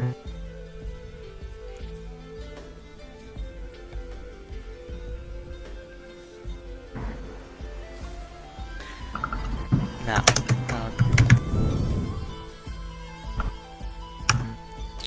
And did the anti-petrification, was that just one dose, or is it one per person? as far as I know, it's not really a potion you take, it's more of a salve that you spread over the skin of a affected area, and it begins to thaw and turns it back to what it once was. I would recommend not splitting the doses. You really want to really get all of it in one spot. If you have to, you can leave a few limbs unpetrified, but I wouldn't recommend. So if we were to use it as per instructions, how many uses do we have? Just one, I'd say. Just one. Just Okay. the one. However, if you happen to find a corpse, or make one, of a basilisk down there, you can refine their acids that they spit, digestive juices seem to have some kind of agent within them that reverses their own petrifying gaze. And given a good alchemist and some refining, it can be used to, instead of devouring flesh, it can be used to bring that which was lost back again. Call their souls back to their body.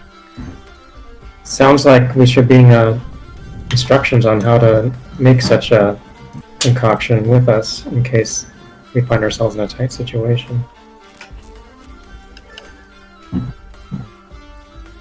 I can create any type of tool. Right. I'm not saying I'm efficient with it, but An alchemist kit, I believe. I can make any type of tool because of artificers. Right tool for the job. I mean, it takes me an hour, but If someone's turned to stone, you have more than an hour. I got 30 years. Hmm. Feels for Yeah. So I'll ask for that if they can spare it, some kind of manual on how to use the basilisk body parts to reverse its effects. That could be arranged. I'll ask one of my pages to get on that.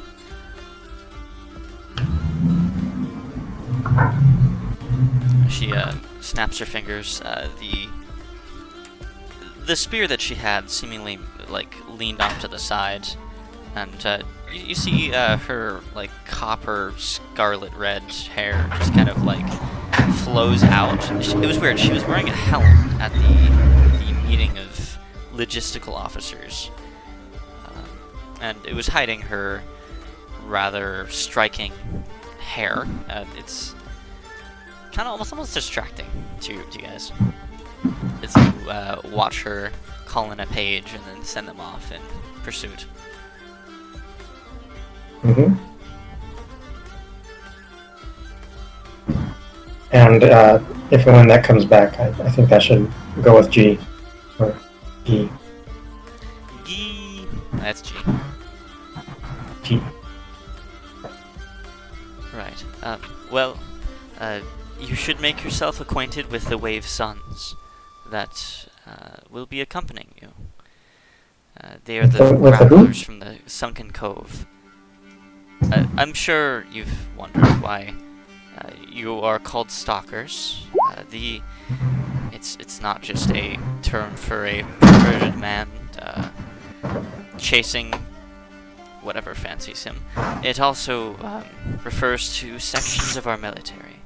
These stalkers, they find their way into secluded corners and wait and watch and make sure that their enemies stay away, far out in the outfields, far from civilization.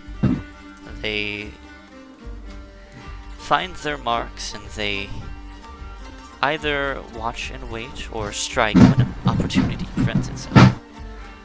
These grapplers, they are more specialized in capture, which is why they were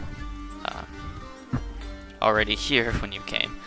We had already given them a rundown. We just wanted to ingratiate you to them a little bit.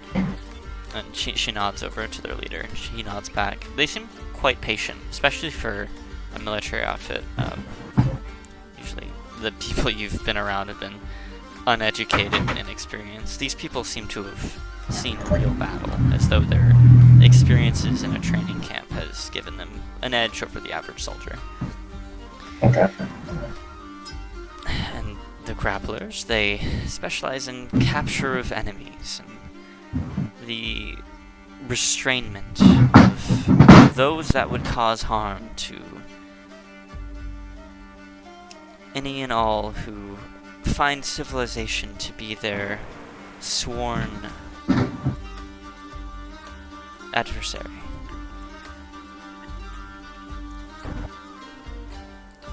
While this is going on, I'm just going to telepathically talk to my group and say,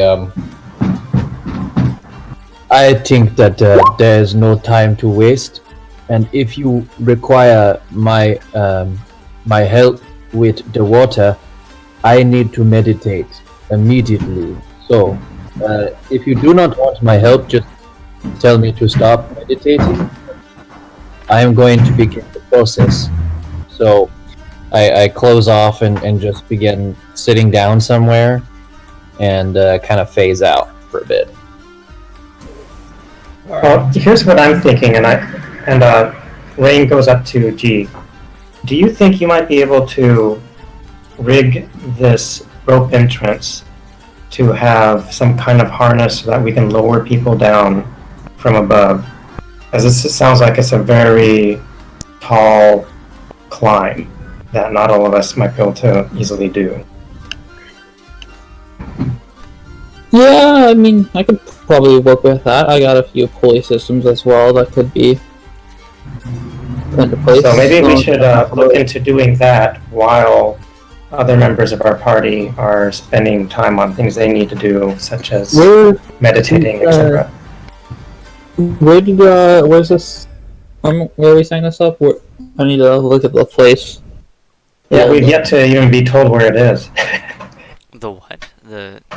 I mean, it's... Where is this entrance, this downwards tunnel that Down here. they had roped down? It's just in the Golden Guard grottos. They're literally like the most public area out here. Wow. I didn't think I needed to describe that, I guess. We were just never told where the entrance was. Right.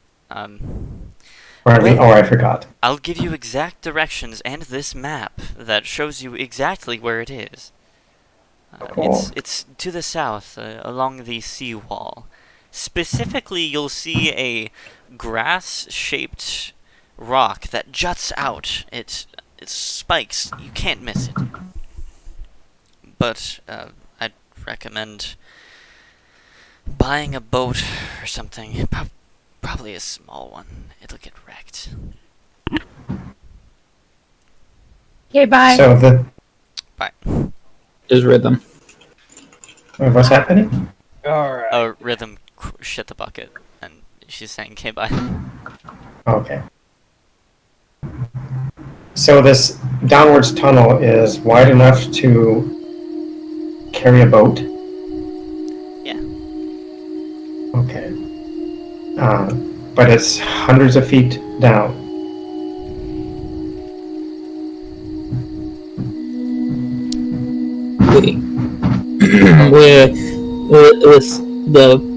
When you say the tunnel, basically the pit is wide enough to fit a boat.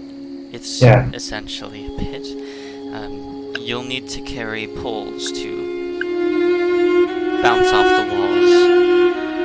I'd say oars, but you need something sturdier. Oars will break. It's dangerous. How like wide is this hole?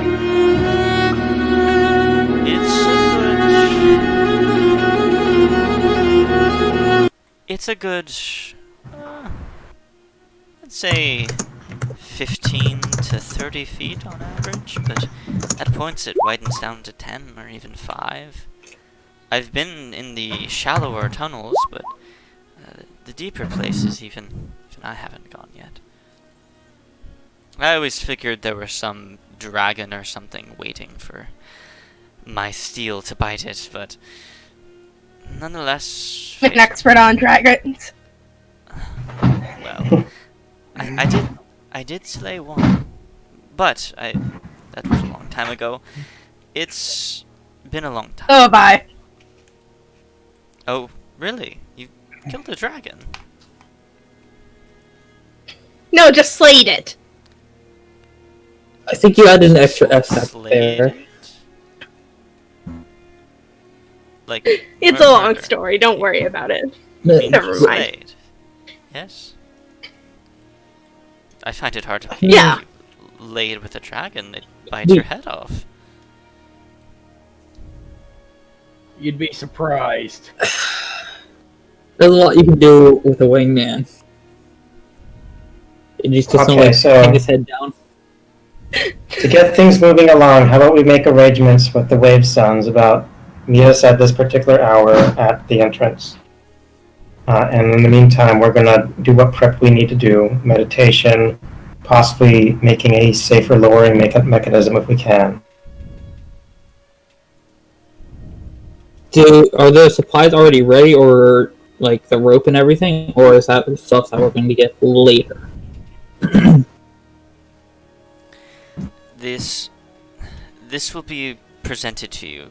It should be within an hour, but it takes a second for requisitions to reach the lower base of the tower, and well, it will just be better if you wait here. It should take a good hour, but do you need lodging? It's getting late.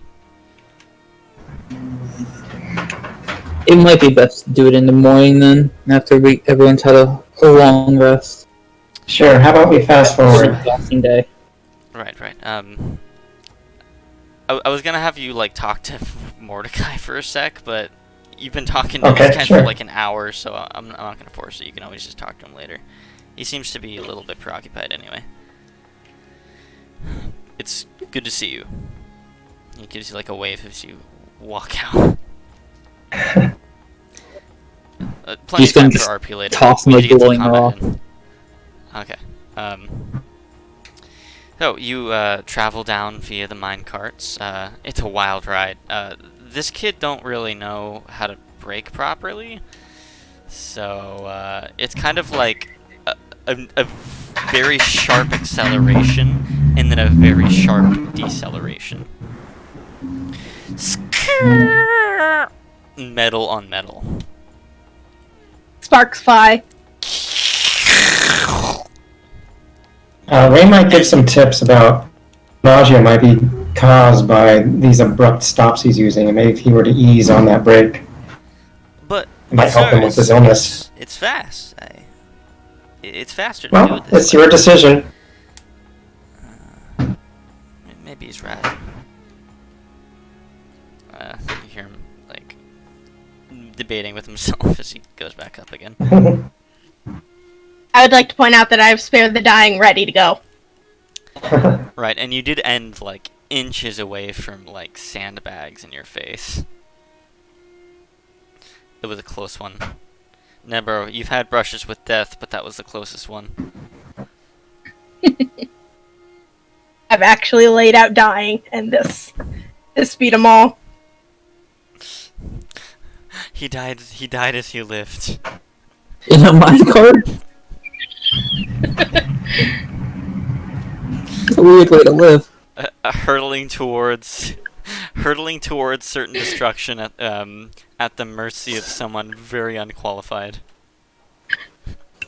Yes, that's Nebro. Yep. Usually, that unqualified person is Nebro. Exactly. He guides his own fate. Dude, who else but Nebro will like seduce a dragon and then be like eyeing up a brothel the next day?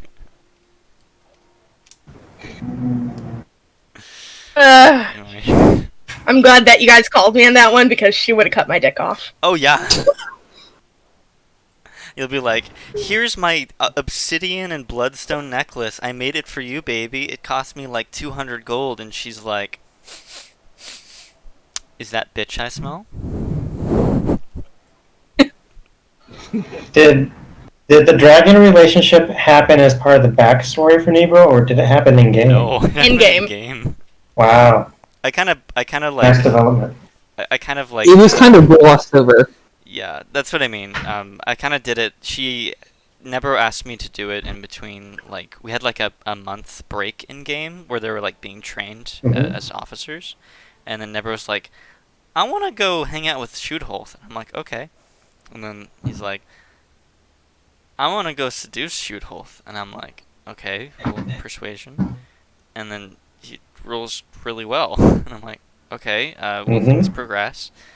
And then he keeps doing it. And I'm like, okay, I guess you pull some moves. And it works. Good for you. Right on. Kind of deal. I don't know. with relationships, I either want it to be like slow to develop, or like if there's like gotta be sex, I'll like black screen it. Mhm. Oh yeah, that'd be real uncomfortable if you didn't. Oh yeah, just like slow caress up the thigh. No, not into that. Nope. Ooh, Mm-mm. Etsy nuzzles. Yeah. Well, that's the thing though, is with RP, it tends to attract a certain kind of crowd, and that's the kind of crowd that like exclusively writes smut. The And degenerate. You have different groups out there, and you have to test the waters with each. And some DMs will do this before they even have the first session of, like, what level of violence are you comfortable with? What level of evilness do you want? Are you comfortable with being explicitly described? And what also done with sex, etc. And so, I've been in groups where they probably would have had a hard time with that. yeah, so you you wait patiently outside for a good hour. There's seating, various boxes and cushions you can sit on. And after some time, how much would 1,000 feet of rope even weigh, man? I'll look that up. Or a lot. Hold We on, have it them depends on the delivered. rope. I put it on the turtle. Wait, And- did you ask how much a rope weighs? And is this moot? Is the rope already, due to the last expeditions, rigged up at this entrance? I would also say, is it hempen or silk? That's It looks to be silk. It's the good stuff. so 50 foot of okay. silk weighs about 5 pounds. Yeah, so if we're getting 1,000, then 100 pounds. Yeah, Yeah. 100 pounds. So, they come out, like, what looks to be like, I hate to relate to real world. You know what? Actually, I won't. It looks to be about the size of a small, like, hand cart, and it's just, like, looped over this, like, barely visible form as the poor delivery boy is just, like, breaking his back trying to carry this over to you. This is why we have a useful.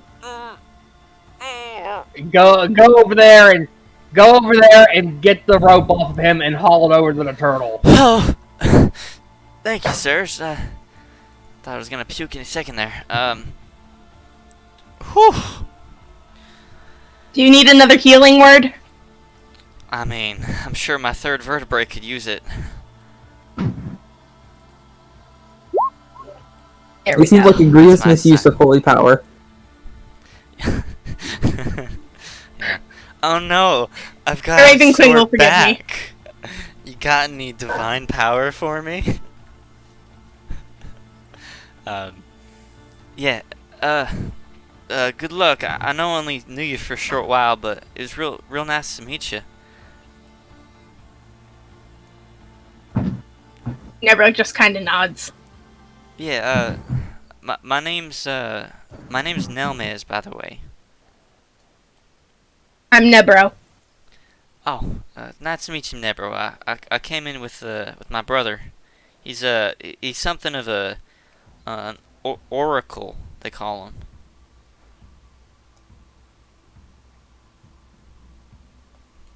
Really? Yeah, I mean he sees stuff sometimes. He told me he stopped those fires from starting. It told someone real important about it, and they made sure it didn't happen.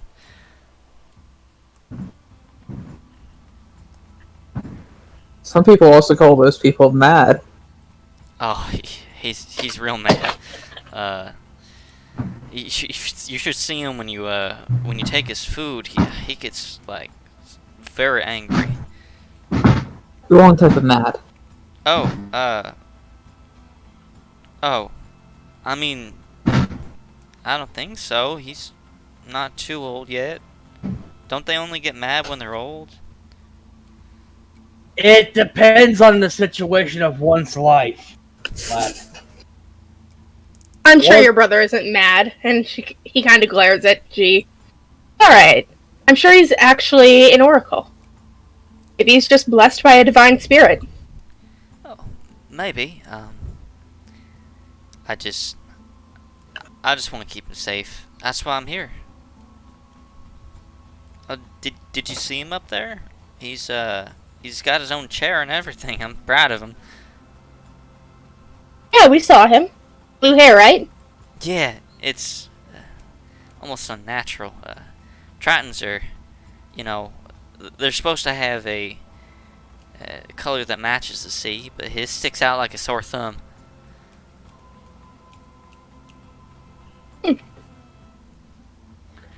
He might have. I've heard stories about some Tritons who decided to live near the corals that have taken the color of coral. That could be it. I mean, whatever it is, it's real bright. People keep accusing him of dyeing it. It's kind of funny, actually. I kind of tease him sometimes about it, and you know, he gets this like glassy look in his eyes, and I know he's gone.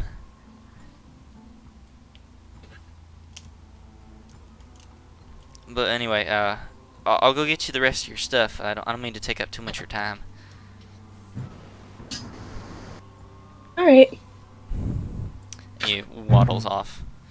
Looks to be like his vertebrae was repaired from its previously very strange state. Good job harnessing the god of death.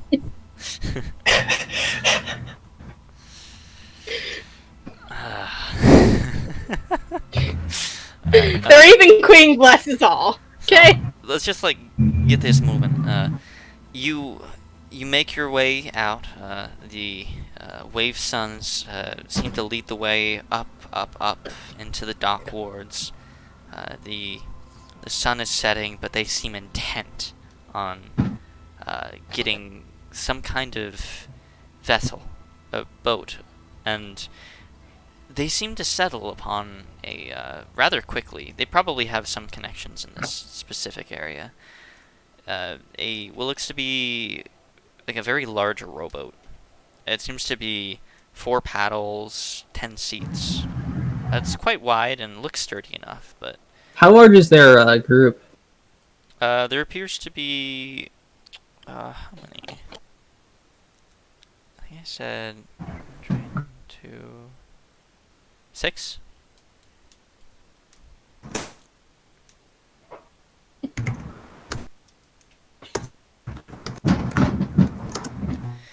And they pull you over and say, "We're looking at this one. Is this up to your standards?" Yeah, it just needs a little bit of my special touch. Now, bro, hold up. Before you do anything, Because we've heard about your special touch.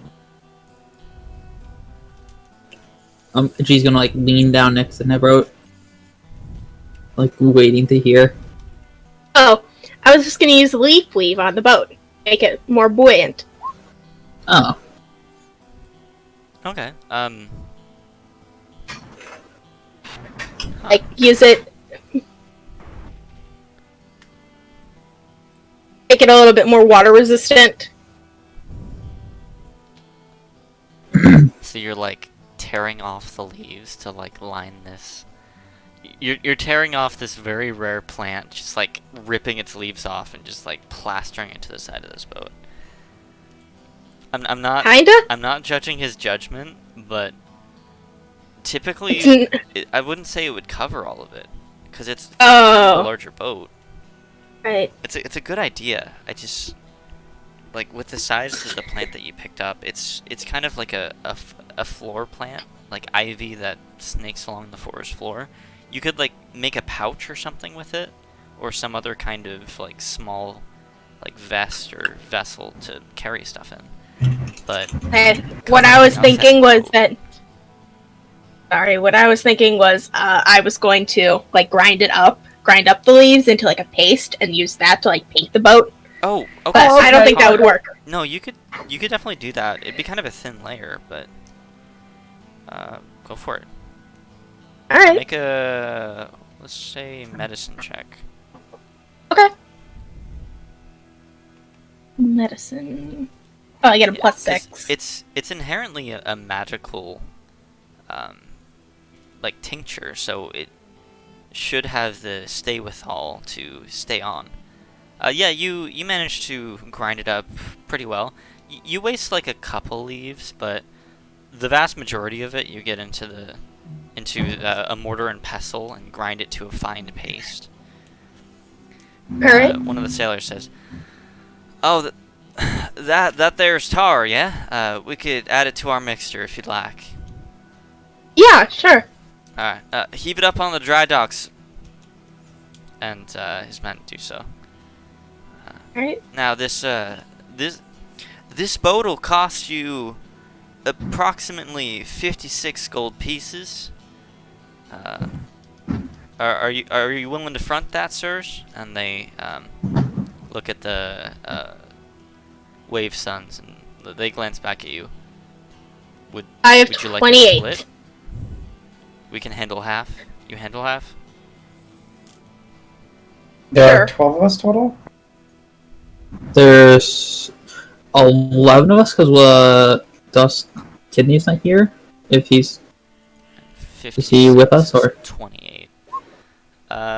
Not currently. He seemed to have wanted to go and wait at Cord's castle, but he catches up with you at this point.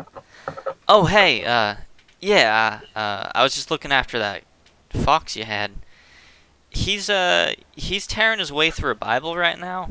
I don't know if you care, but it's looked real nice too. Oh boy. Wait. Was this the priest or our other party member who's not here?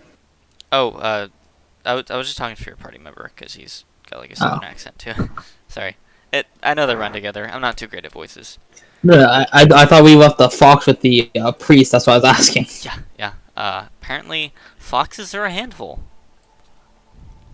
Deborah is gonna go get his fox for now. Okay. Well, if there's, Check on him. There's 12 of us. I can fly. Worst case scenario, you swap and swim. Maybe somebody rides the turtle. HD So I would think the probably have to question- be the one to ride the turtle.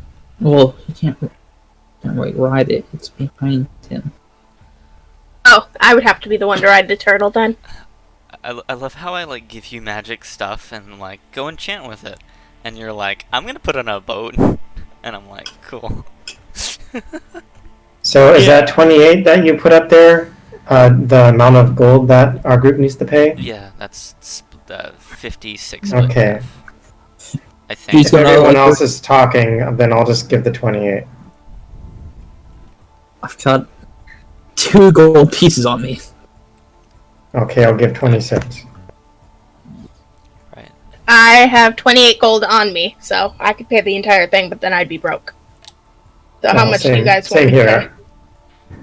pay? Each pay 13? I have 2. Yeah, how about you and I each pay 13, and then the 2 can be chipped in on top of that. Alright, yeah. Cool. Okay, and I'll have 5 gold to my name. I will Better than my have 5 copper.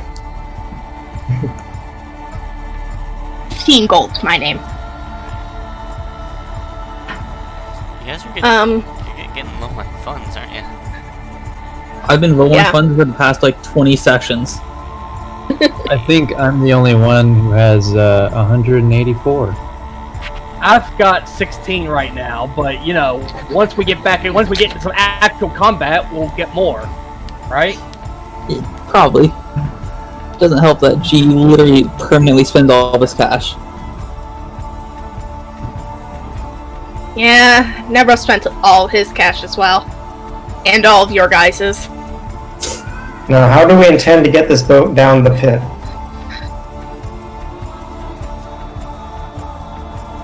We have G fly it down. Actually, didn't G said he had some block and tackle? I do. Well, then we could set it up to where we can literally hoist it down. Oh my do god! that.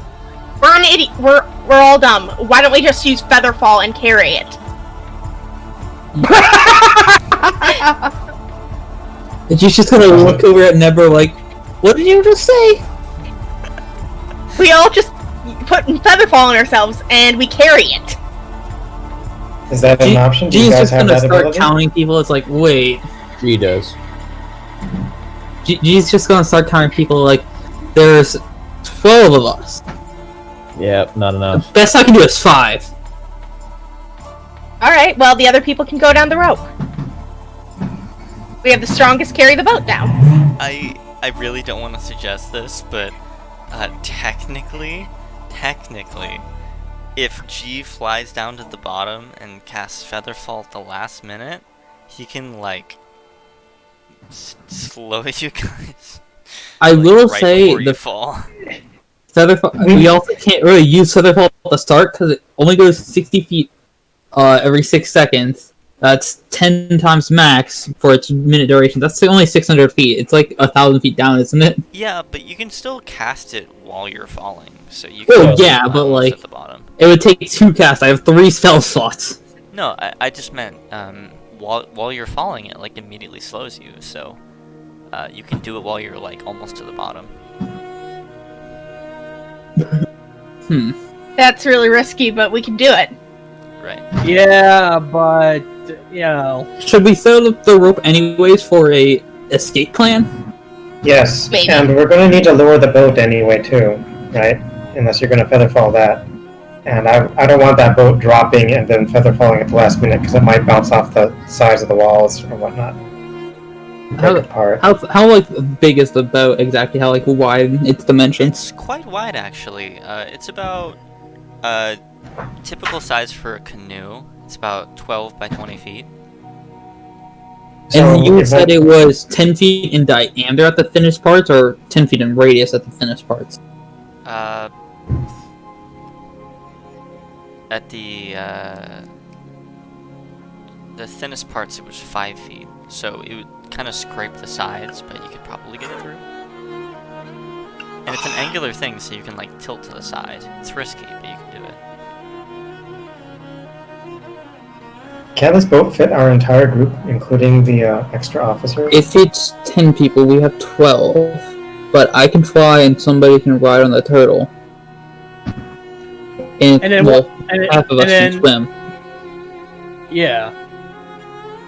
So, tell you what, you guys find a sturdy looking place for us to set up the rope and tie it off and everything. Right. I can take a glance down real fast, see exactly what the entire pit is looking like, and try and get a idea of it. Right.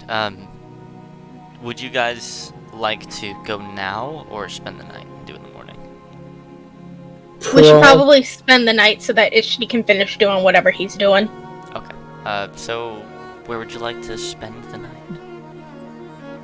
The hall, so I can get some mead. Alright. Just so you know, lodgings aren't great. It basically amounts to like a few sacks of hay and then like a couple cots that are kind of uncomfy. But you managed to find your way. You accept the terms of the mandatory 3 drinks rule. At least 3 drinks, not at most, by the way. Just clarifying. And yeah, you descend into a half-drunk sleep and wake up to a glorious sunrise. The mist seems to have faded from the land. The warm glow of the rising orb of light in the horizon greets your day, and your morning starts with the sounds of a fistfight in the hallway. It's almost comforting. The sounds of combat are they're starting to become kind of commonplace for this group. So it's almost like a sense of normal to just wake up to the sounds of flesh hitting flesh, knuckle bones grabbing into someone's face. It's it's a good morning. It smells of coffee and blood. It's cool. I will also probably like. Sorry, I had something to say and then I remembered, and you said that, and all I can think of is "Welcome to the Salty Spittoon. How tough are you?" Welcome to the Thunderdome. But I'm dying. so everyone gets to re-prepare their spells then. Yes, you get a good night's rest, and thanks to Nevro, you sleep in a relatively safe space. It's kind of good. Okay, just double checking. You have to have a ritual spell prepared to cast as a ritual, As right? far as I know, No. So I know you have to have it as a prepared. ritual. As far as I know. To cast it as a ritual, I think. Unless you have like a ritual caster feat. Ritual casting, as far as I know, is you don't have to use the spell slot. Is that what that means?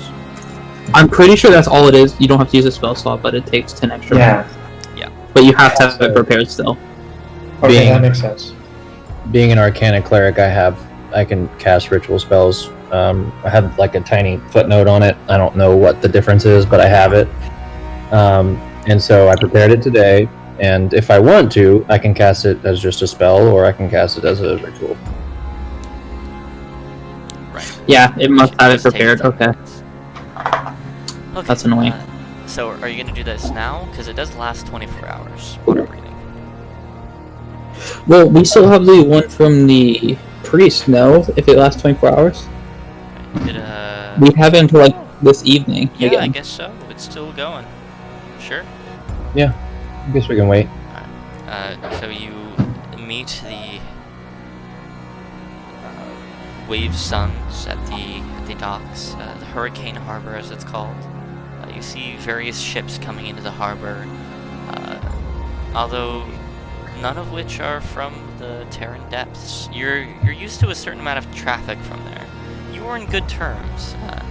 You had an unspoken agreement. They kept the horrors of the deep from parading around in the civilized lands, and you provided them with flavorful foods and fanciful distractions from their tough, hard lives without the sunlight at their backs. But the balance has shifted. The relationship is fractured, and trust begins to grow in the cracks. Distrust seems to grow in the cracks. It's a little bit of a sad sight. The once proud harbors of Golden Guard are lessened. The grandeur seems to fade from the like obviously like unused docks. Like half of them are completely empty. But you make your way to the rowboat and set sail. Which of you would like to helm the navigation part of this? I'm confused. I thought we were going down a pit in the southern part of town. Yeah, it's outside the wall though. So we're sailing the boat to the border of the town, and then we're going to be hauling the boat up and down to this pit? Yeah, it's like that. Gotcha. You're here. You're going here. Do I have proficiency? Does anyone have proficiency with water vehicles? Boats? Not explicitly. Right. What kind of No. check is it? Is it wisdom? For navigation? Yeah, it should be the ranger who does that. Okay. Make a Sure. I guess perception, because you're just like watching out for boats, making sure that you're not hitting anything, keeping an eye on the crew. Okay, yeah. They're called the Wave Suns. Do none of them have it? That's true. They could have done so, but I just wanted to give you guys something to do. Sorry. Thank you. Alright, you make your way to the pits, the golden grottos, also known as the belly of gold. It's nothing gold about it. It's dark, it's craggy, the rocks seem to swallow up the ocean as it ebbs and flows into it.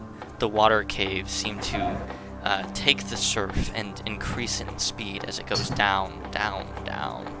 The splashing and echoed sounds of rock hitting rock as they're jumbled and tossed in the torrent that is this downward water slide. Are you ready? Alright. Woo! I am going to ask each of you to make 3 successive athletics checks, because you're pushing yourselves off of rock walls, narrow areas, and just generally trying not to. Just to say, be clear though, this is a 10-seater boat, right? Yeah. I guess There's only 12 of half. us. Oh, that's right, huh? Nice. So G would probably be flying like behind them then. Yeah. And somebody would probably be riding the turtle. No. I would. You could. Probably the only one small enough to Ishti. comfortably fit. Ishti, no! Yeah. Ishti, you lose your oar. Your oar just like gets caught in what looks to be a boulder and just snaps in your hands. Ah! Rain Goodall. What do you mean? Rain! What's that? Why can't they be the ones rowing? What the fuck is this? Oh shit. Why are we the ones rowing? Rain, you find yourself accosted by bats. You seem to have disturbed their nest, and as you're waving it around, several of them start biting onto it, and you're I think Rain might actually be distracted by the bats and start admiring them, and instead of doing his rowing duties. okay. You just kind of like poke at the bats. All right. Ishti, Not keeping my eye on the wall. you do find there is a spare. There's a spare oar tucked underneath the bottom of the boats. I'm just gonna roll for the other guys. What kind of shenanigans is this? Okay, they rolled good. Oh, man. Okay. Useful. There's no room for you in the boat, so you like hang out the back and like basically act as like a living motor. Yep. All right. Would that give us, perchance, advantage on our rolls? Okay, advantage of 1. You Dang. choose which. How about the 6? Because that red 5 looks so beautiful. I know, right? Yeah, but you eventually, after descending what feels like half an hour, maybe even a full hour of just going like straight down almost, just like a full-on water slide, it finally starts to level out. You feel within the belly of the earth the rumble of minute quakes that are normally unnoticeable on the surface, but here they're amplified, loud, echoed through these chambers, only dampened by the roar of the water as it pours out behind you. You seem to have come to more like a kind of slightly leveled off area. It seems to be kind of flat. It branches off in several locations, but if you look on the map, it seems pretty clear where you need to go. But while you're doing that, the water itself, it seems to bubble rise. The shapes of what looks to be large humanoid creatures starts to take shape within the salt water beneath. Go ahead and roll initiative for us. Oh, wow. This Oh, isn't. no. This isn't. Normally, I'd have you like. I'd have it be like a stealth or perception check, but they just kind of rise out of the water around you. Do we have a battle map? We do. Uh-uh. There you go. guys would be draw the boat for you. Guys, Are we west or east?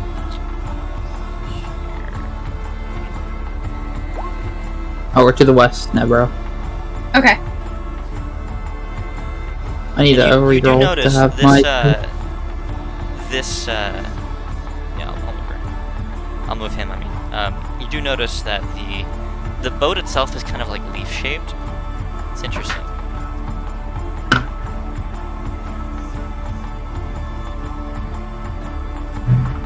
Isn't Nebro riding the turtle, though? And why can I not move him? Oh, there we go. Okay. Yeah, range has held. I need to reroll when the turn. I didn't have my token selected. 4 water elementals rise out of the areas surrounding this small collection of water. They have a strange surface to them, as though rippling and flowing with the surf is giving them form and life. Just still rolling initiative. Stack. Is that? Can you get the turn tracker up? Yeah. Here it is. I need a reroll. I do have my token selected this time. Put my 15 in there. Mine might need to be manually entered. I rolled a. If you take your token and just roll it again, and then you can edit it. Can I edit it to be what my previous roll? Okay, Yeah, you can. cool. Here I come, I am rain. Just make sure you have your token selected. Yeah, Okay, 6 with your previous roll. yeah. Doink. The amount of 15s and 11s. Wait. 3 15s and 2 11s. What the hell?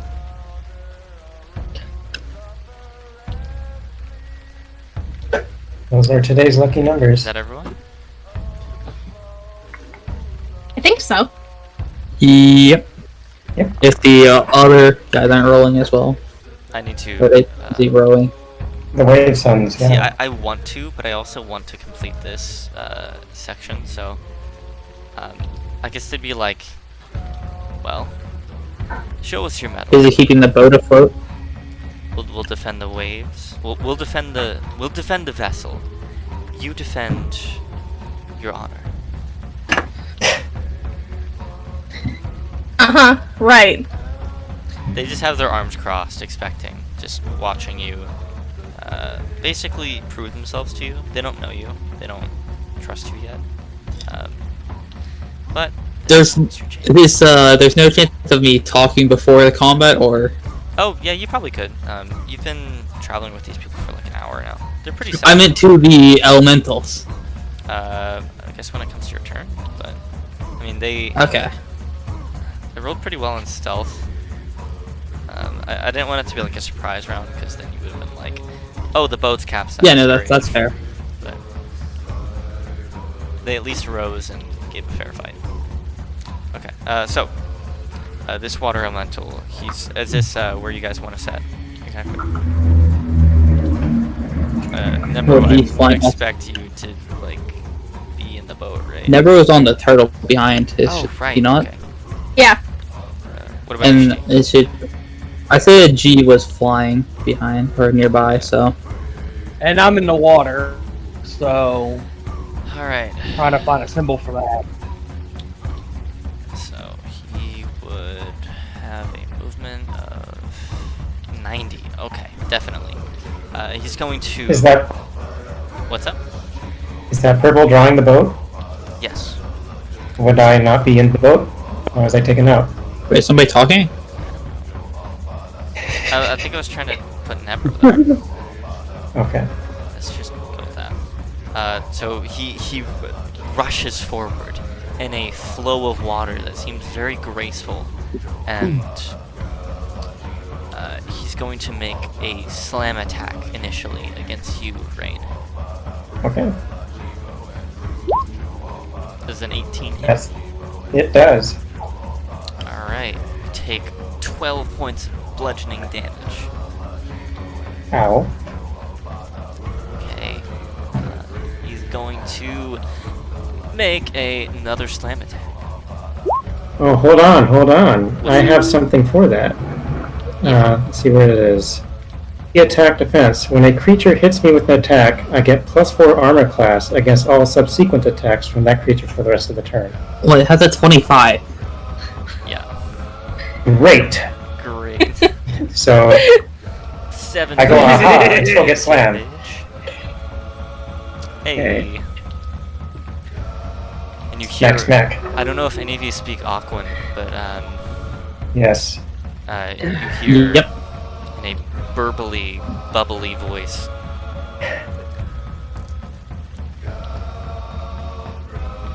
Wouldn't that be also a form of primordial? Yeah. I actually speak 2 forms of primordial. Right, so anyone that could speak Aquan or primordial could understand it, technically. It's like a different dialect, essentially. Like, you couldn't make it out, but it'd be, like, hard to understand, kind of. It'd be like Google translating it. It'd be What are worse you than Google doing? Translate. In my village, get away. Yeah, pretty much. Creatures from above. You have taken our lands above, now you take our final hide. Ding place. Live or die.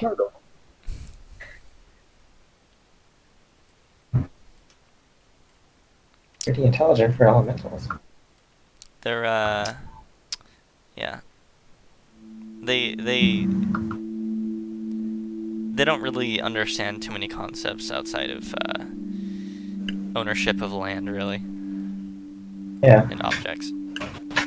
Just kind of territorial, really. Okay, this one's how far up are you, Nebro? Guess he would be closest to you, I think. What, a good like 5 feet up off the ground. He's going to Yeah, about. step right up out of the water, his humanoid form, but still quite weird. And he's going to try and envelop you in the water. He's going to use Whelm. Make a strength saving throw. Uh-oh. Saving throw, so that would be this one, right? Oh. Yes. So what do I take? Nothing as far as I know. It doesn't say half damage. Cool.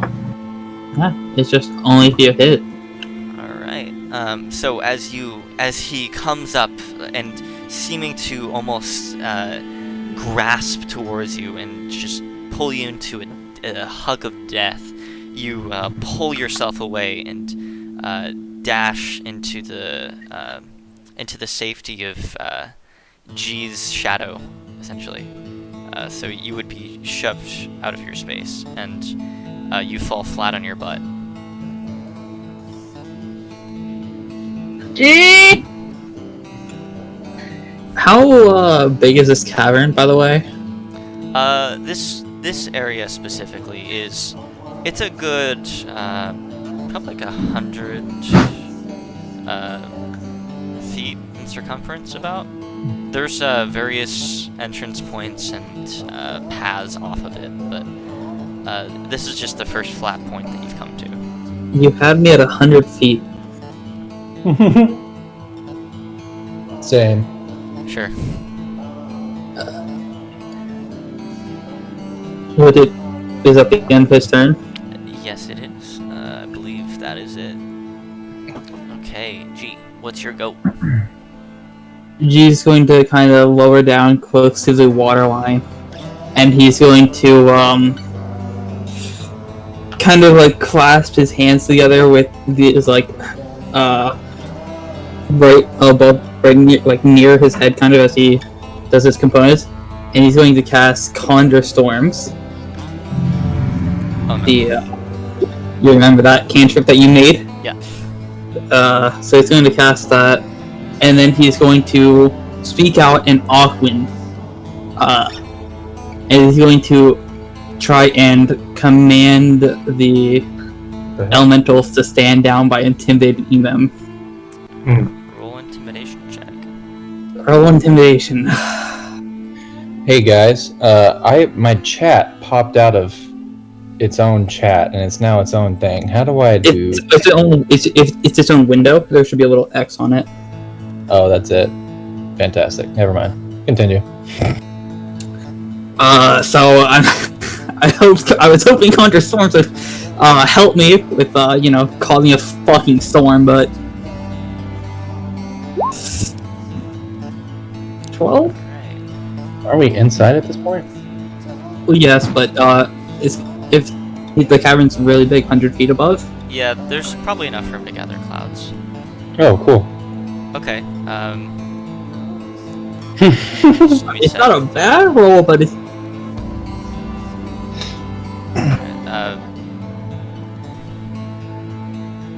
so this one specifically seems to shy away. The rest of them don't seem to have paid any mind, but he has had experiences with thunder gods in the past, and his natural instinct to defend seems to not quite give credence to killing himself. So he seems to cower a bit and doesn't move for the moment. I'm assuming that takes my action. Yeah. Alright. And G's goggles are just gonna be left like sparking. Right. That is my turn then, since Conjure Storm takes my bonus action. Right. G is floating like flying right above the water surface, though, essentially. Right. Okay. So you're in the center now, or are you just up over here still? He's like essentially like almost touching the water with his feet. He's just like flying there. Okay. Ishti, what do you want to do? Okay. This is gonna be game breaking, boys. You have control, don't you? What I'm gonna do is, since I do speak Primordial, I will jankily say, "I am sorry, we cannot abide by these rules." And after I say that, I'm gonna say, just to myself, "Okay, just descend," and I'm gonna attempt to control the water. And I'm going to, it's a 4th level spell, obviously. I'm going to put it out, and very long. I'm going to, I can choose one of these abilities. And what I'm going to choose is Redirect Flow. Okay. It doesn't say how much water it can take. It says you cause flowing water in the area to move in any direction you choose, even if the water has to flow over obstacles, up walls, or in other unlikely directions. The water in the area moves as you direct it, but once it moves beyond the spelled area, it resumes its flow based on the terrain conditions. The water continues to move in the direction you chose until the spell ends, or you choose a different effect. The spell ends after 10 minutes, and the range is 300 feet, well within your 100 foot that you mentioned earlier. So, I am redirecting the flow of water upwards towards G's storm, and all the water is going to eventually just be on top of us instead. Interesting. All of it? Okay. Are you attempting to control the flow of the water elementals too, or just the water? You can do it one of two ways as a DM, I think. You can say that the water elementals can't move with it, and they eventually, I don't know, die out or something, or they can, since they are made of water, they can flow with the water. However, they won't be able to attack us for 10 minutes. Right.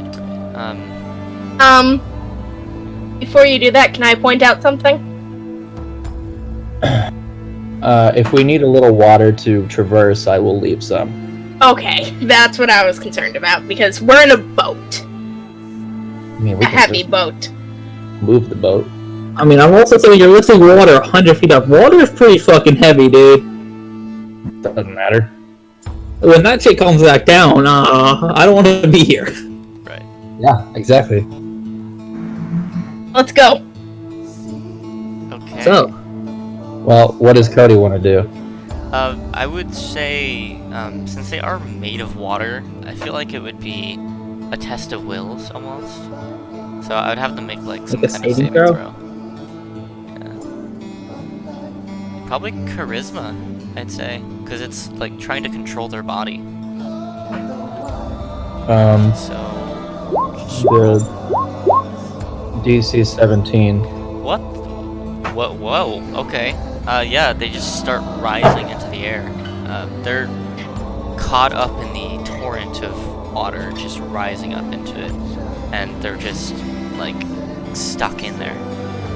They're still within the water, but they're seeming to be caught for the moment. This one looks terrified. He's like, oh god, I fucked with Cord again, and this is what I got. You know what? I did try to win them. Yeah. Well, it's free pickings. Yeah.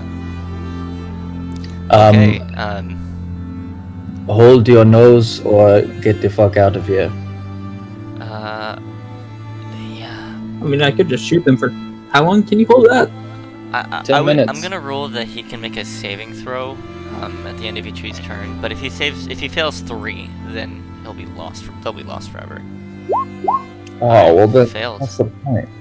Well, you're trapping them in space. You can just pick at them. I'm ruling it like a hold person spell. Like, you can still, like, But that's a first level spell. yeah. You trap. This is also an AoE on 4 of them. Yeah. I'm just saying, like, it's still useful. It's All useful right. as hell. Do whatever. Useful. You yeeted 4 into space. This is more of like a hold monster even then, and that's like, what, a 3rd level? 5th level? Yeah. AoE hold monster. Honestly, still a pretty good deal. Alright, is it Easevil's turn? Yeah. Useful. all right. You see this water. The boat just starts, like, sinking down, and you're like, huh? And then you're just watching the water just rise up above you. I look over at the furthest one here, and I'm like, "You have fucked with in Primordial. You have fucked with the wrong child of the sea. I'm going to rage, and then I'm going to go here." Are you... He can probably swim up to him, since they're Yeah. still in the process of moving. Yep. Oh, And in the air. actually, I'm gonna let's see. I was here. I'm gonna move here and then go forward 10 feet. Shimmerwood Charger. All right. Ooh. I thought they were all upside down. Well, he's kind of in the water, so he's like swimming as it's floating up, I believe. Yeah. So basically, you lift Alright, it, you well, pull that- up as well. Do you want me to Well, lift that one you missed. up as well? And then there we go. I'm very confused. Okay. I assumed that you left the boat, but he's not in. Yeah. The boat. He was in. He's not back. Okay. Yeah, that hits. Okay, 15 points of slashing damage. Because rage, it adds to the... Okay. Yeah. You slice into its incorporeal form. Not incorporeal. Yo, I wanted Nordic music, not, like, weird country.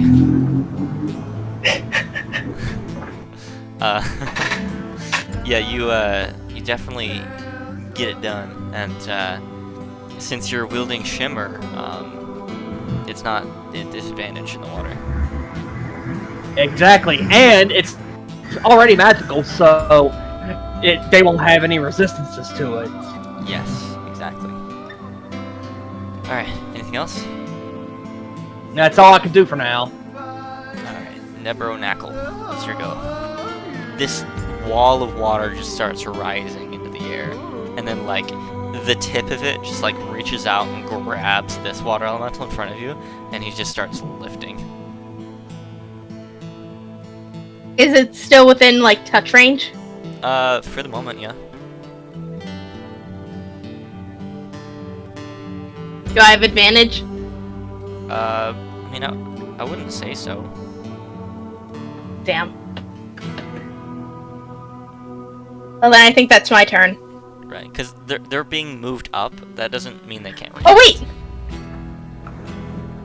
No, wait, I can't cast 2 on the same turn, can I? Does Damn. Vampiric touch a cantrip? No. Oh, then no. You No. could- Okay, It's fine. is there anything else you want to do? You can probably plant your shield if you really want to. Nah, there's no point. Yeah, no Just gonna arrows from- crawl back on my turtle.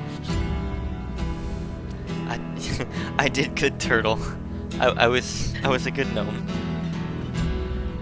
I'm gonna change the music.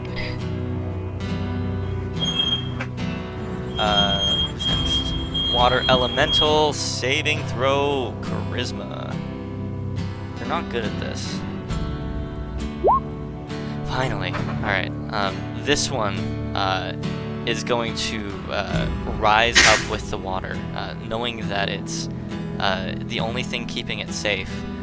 But this is the one that you frightened. So he's going to run away from G, and then he's gonna whelm. He's gonna whelm on useful. Useful. Yeah. Names. Does it even really do? Does it even do anything to me? Maybe. It does Strength saving damage. throw. Well, and I got advantage because I'm raging. Oh, with a plus Yeah, 8. yeah. You say. Wow. So you get pushed out of his space, but otherwise you're good. And he's just gonna like book ass this way. How past 5, 10, 15, 20, 25, 35, 40, 45, 50, 55, 60, 65, 70, 75, 80. Yeah, he's just like eating. Cause he has 90 feet of movement. Okay, Rain Goodall.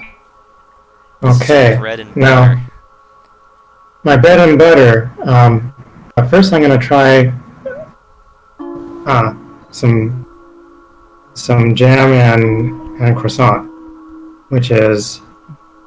I'm aware that they can understand simple concepts. I'm going to boom as loud as I can in Aquan and state that we are here to remove the other land creatures. We're here to help you. Okay. I wonder if that has any kind of sway on them. Are you gonna punctuate it with your bag of tricks? Well, my bag of tricks has a range of 5 feet. I could There's one right here. punctuate one of them. Right. Okay, so I also take out a bag and from it draw forth prestidigitation-like water from it and try to apply it in just the right spots at just the right angles on this water elemental to soothe this wild creature into being more tame, if possible. And for that, it will have to make a, I believe, wisdom saving throw against my spell save DC. I'm going to double check that. Alright. That is, yep, save versus wisdom. Yep, Alright, it fails. So, great. essentially what he does is he pulls out what looks to be this rather unassuming looking bag. It seems to have like stains of food on it, various like sweat stains, and just it looks like a random canvas bag, but from within it you see a glittering golden light shine out, and as he retracts his hands, a splash of water comes with it. Each trail coming along his fingertips, 5 little streams of water that just seem to mold to his form, and he brings it out and gently drags it along a certain vorpal twisting on the elemental's chest, and as the water touches to it, you see a golden light shine out as the light of creation melds with this creature, and it seems at peace, in harmony, just utterly transfixed, tranquil, calm waters. And what I'm wondering is if the other water elementals in earshot respond to my little parlay. They definitely take notice. Would you like me to roll anything? I guess persuasion. Okay. Just to see how forceful your words are. Wah, wah. Yeah, not too forceful, sadly, but you definitely gave a good show. All right. And I'm going to then use my movement, seeing that this one near me looks like he's no longer on the offensive, and try to get closer to the tip of the boat. Hold on. My tool.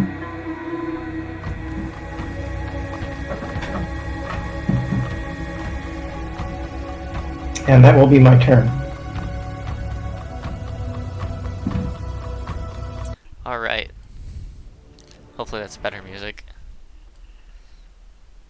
It's kind of hit or miss when you just pick random stuff, but did it work? Oh, yeah, let's just build up. Okay, alright. Guess he makes... This is the one that got charmed. Alright. Charisma. Nope, he's still stuck. But he seems to be trying to reach towards you, trying to reach out and touch this creature that knew it so well and knew exactly what it craved. The gentle caress of his home plane, the sweet remembrance of times long past. It's, if you could see an expression of longing, that's what it would be. I have a question. Are all 3 remaining water elementals on some tower of water, or only one of them? Yeah, I was ruling it that at the end of the turn they would start rising, just because movement.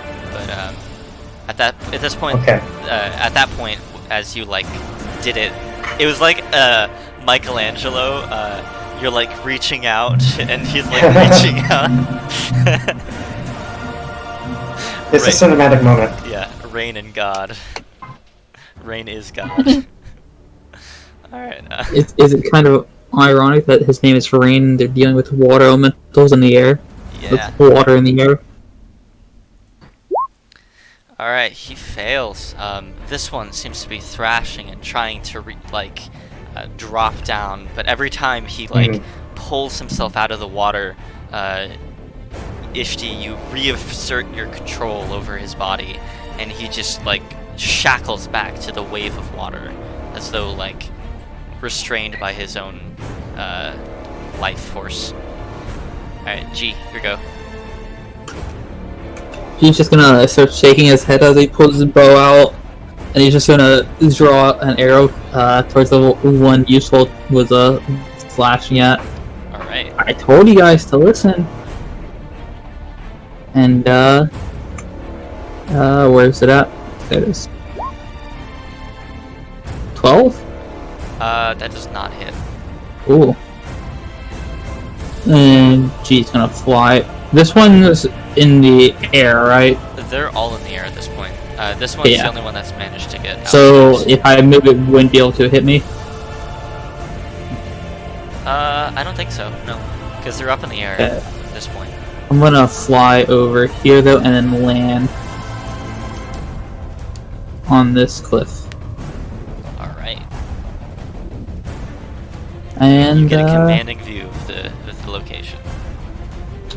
that is my turn. Thankfully, this music's a bit better. Yeah, that's my turn.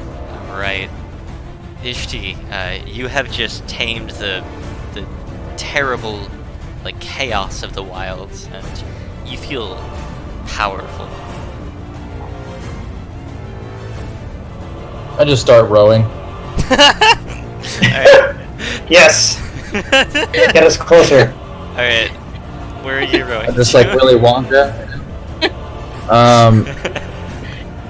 Where am I going? I don't know. I think I'm going to the northeast, right? Yeah, sure. You just Do it. I'll just begin doing that. I'll take my whole turn doing it. Alright, athletics check, go for it. Dude, Goddamn. you are getting like the biggest looks from from this group. Oh shit, I need to put my mouse there. One second. There we go.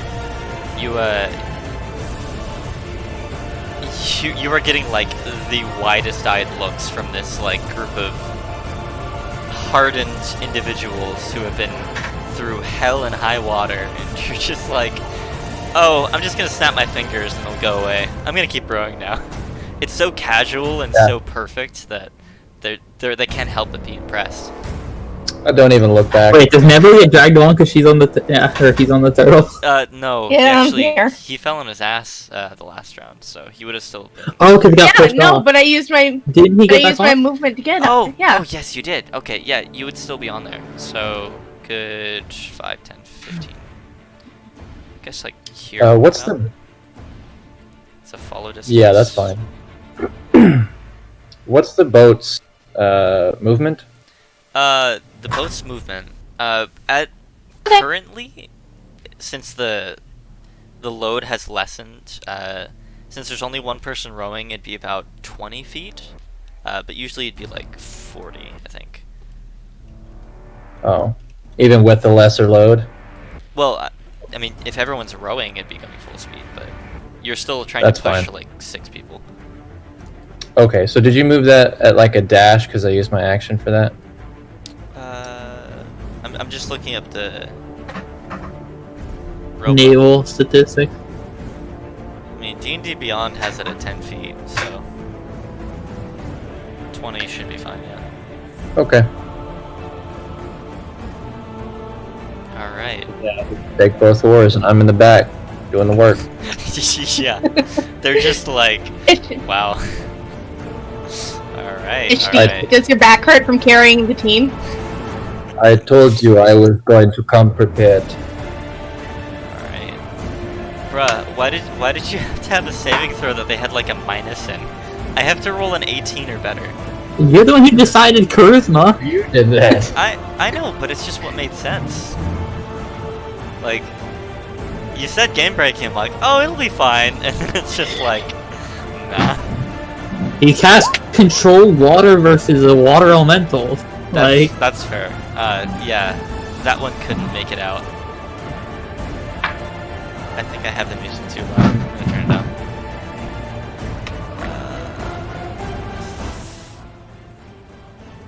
Admittedly, hype music. I'm kind of happy with this one. Alright, useful. You've just, like, swum up into this torrent of water. You feel like the battle of an ages, just kind of, like, suspended in air, fighting the ocean itself. What do you do? So you get back here. 4 attacks because I'm using my fucking action surge. Alright. Right. 3 of those hit. Roll damage for 3 of them. And you have your bloodied rage as well. So, Oh shit! So those are 4s instead of 2s. yeah. I'm just gonna roll kinda.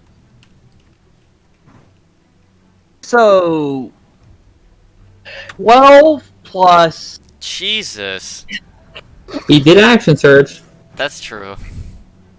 Just wait until next level when she action surges for 4 shots. Yeah.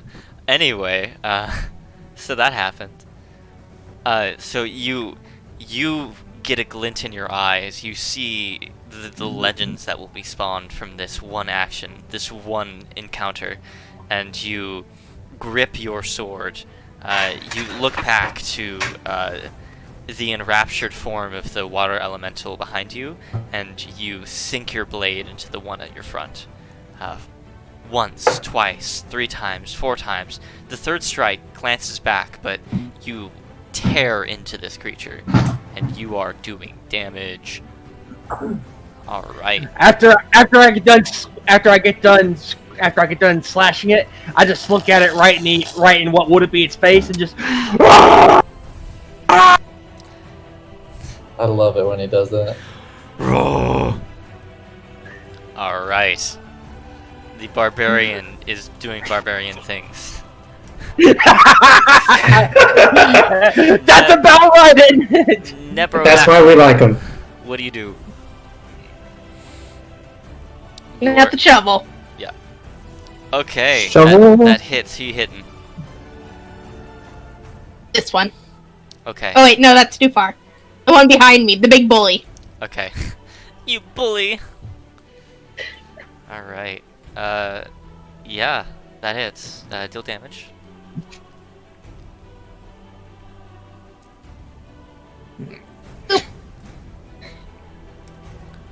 Eight points of force damage. Okay. It takes it. Doesn't seem to. It doesn't seem to react too much, but the shovel, you bonk it over its head and you see a large splash that falls to the earth, and he just shakes his head. Still restrained. Well, not quite restrained, more like forced to be up in the air. Okay, I'm gonna stick my tongue out at it. Yep. Nebernackle tongue. Could I use... I can't use a cantrip because I just cast that, right? I mean, you can. I believe spiritual weapon's a bonus action, or is it an action? I think casting it is an action, and then, No, it's actually... a bonus. Oh, it is a bonus? Okay. Yep. Yeah, you can cast a cantrip. That's fine. Toll the dead. Alrighty, right. Wisdom saving throw.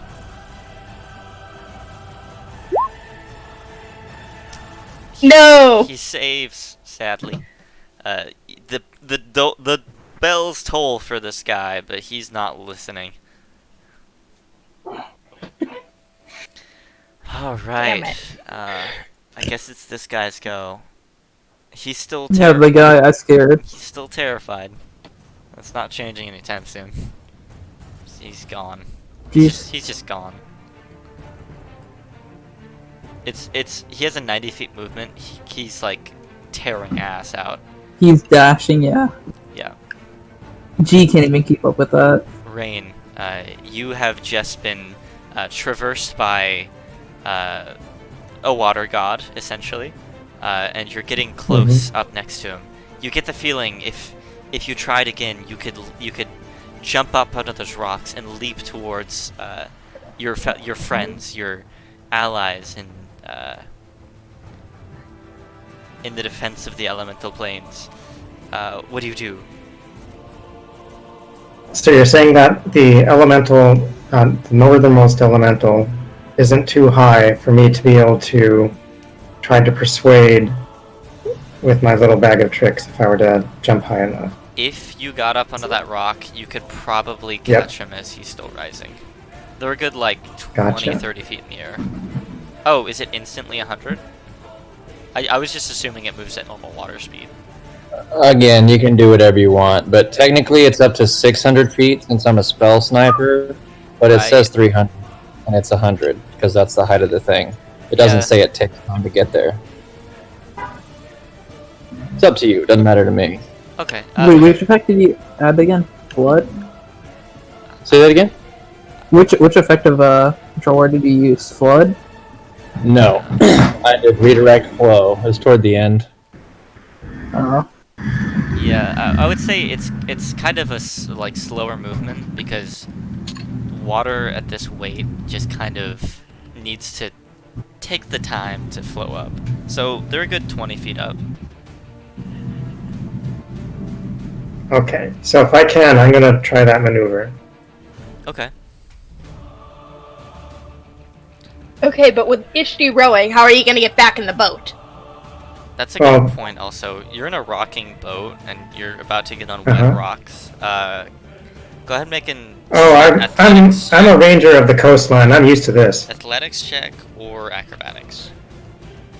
Okay, hold on. So, with does my favorite terrain give me something on that?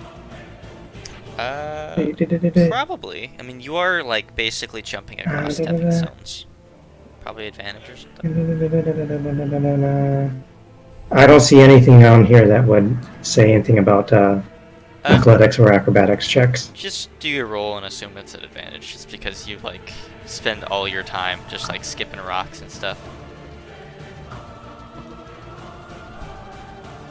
Oh, there you go. Oh, that's really interesting.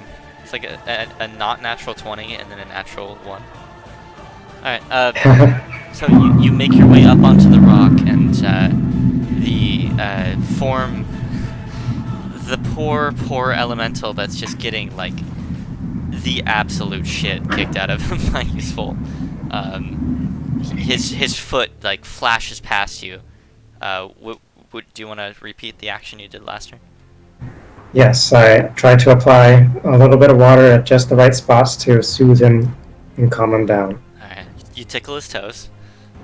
Yes, and my spell save DC is 14. We'll have to make a wisdom saving throw. Okay.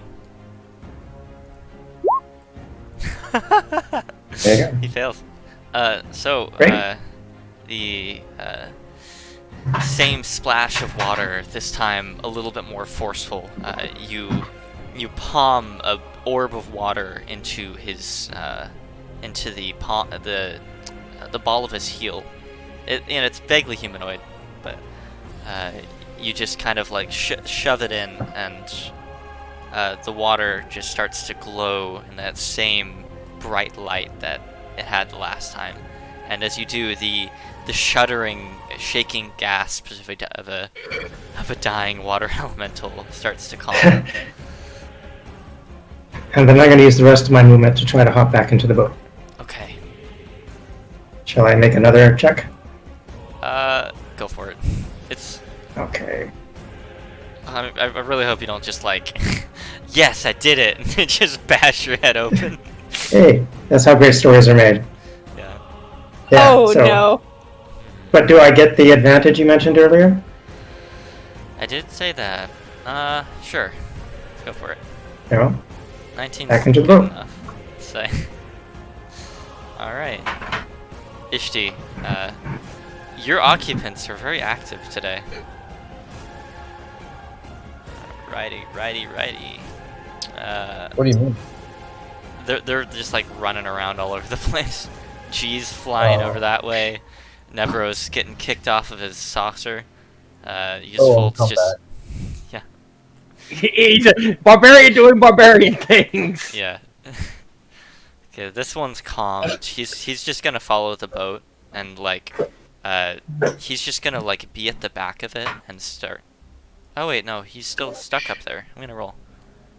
Yeah, 2. No, he's stuck. Never mind. But he's still gonna keep reaching towards you. Alright, who's this boy? This boy is gonna roll. Damn it. Okay. It's like a 15% chance of that. Anyway. G, you go.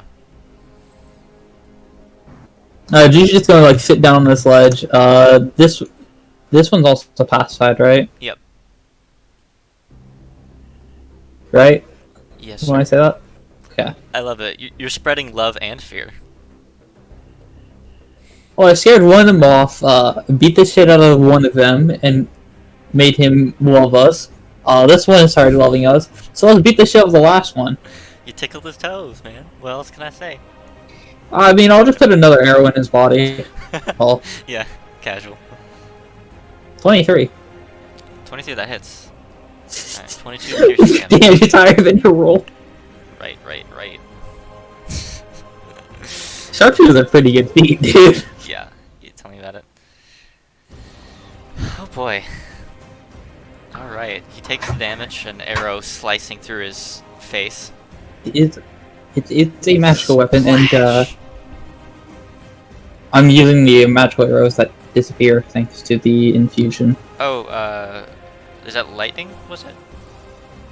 Or no? No, the arrows just like don't, they just kind of like vanish. Got it. Alright, I believe. anything else you want to do?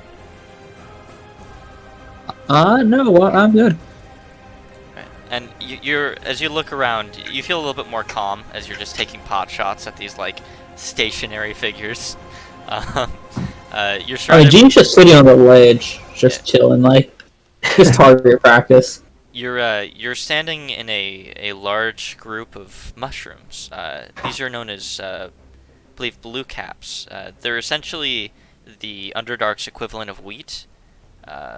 So you're just like in a wheat field shooting up into like random water elementals. Yeah, he's like full on sitting on the cliff face, like. Yeah.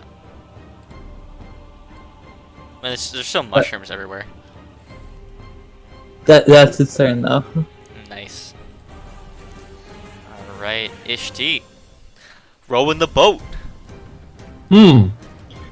Raindrops keep falling on my head.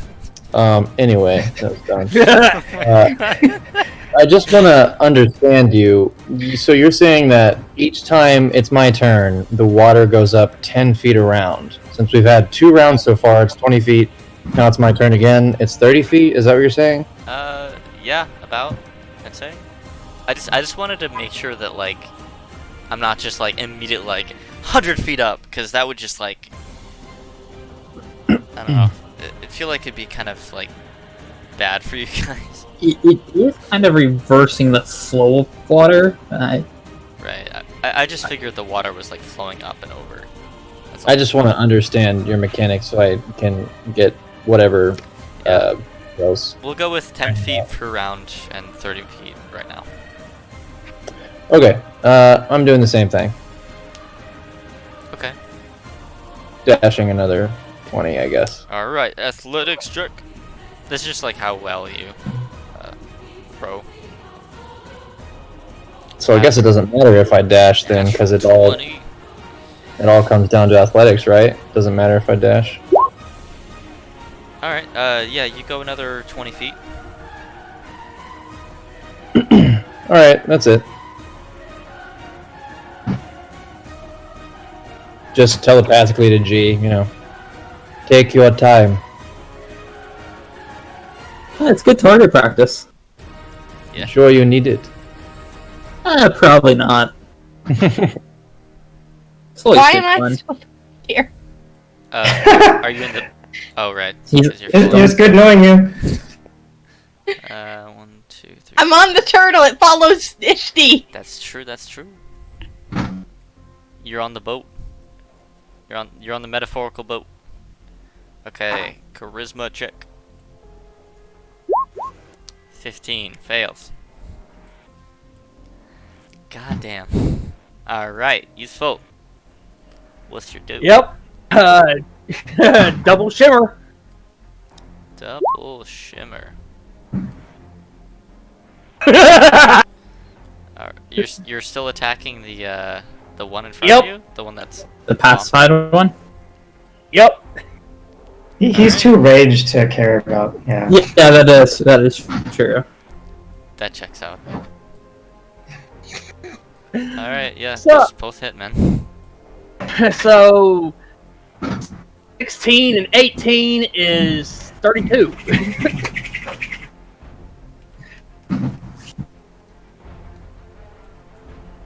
$34, my bad. Your math's off, my dude. Just slightly though. Yeah, close enough. Yeah, he takes it, still alive, but kind of on the edge of consciousness at this point. Barely up. You can see his form start to sputter and, like, drop large, like, sloths of water as he rises up into the air. It's almost like How are we gonna get useful down? I got it. I'm staying Okay. close enough. Okay.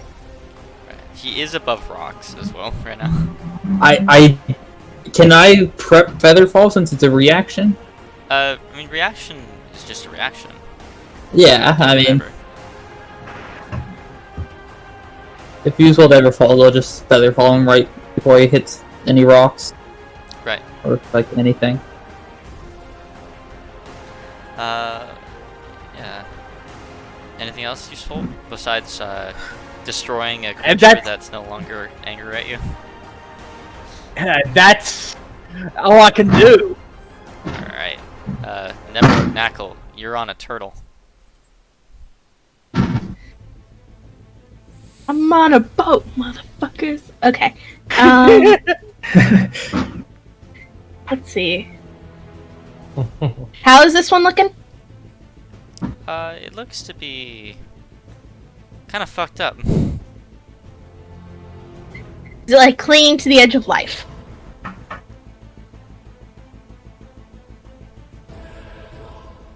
Yeah, about. Okay.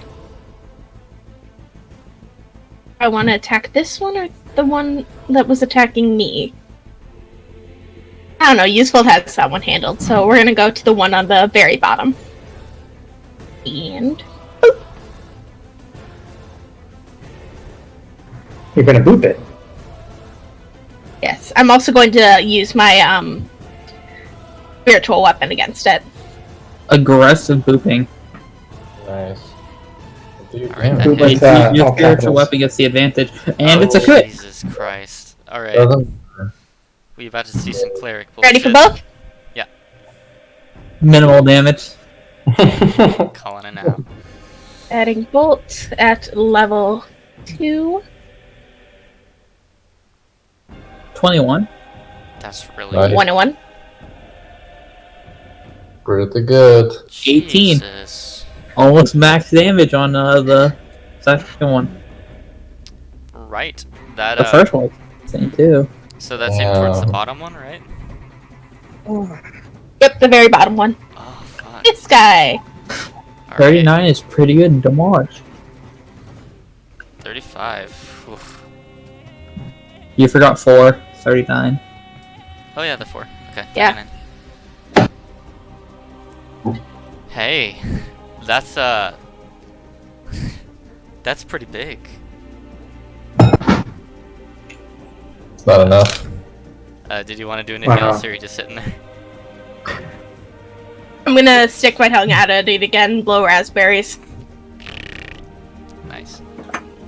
Rain Goodall, you have, in this short time, tamed 2 beasts of the elemental plane.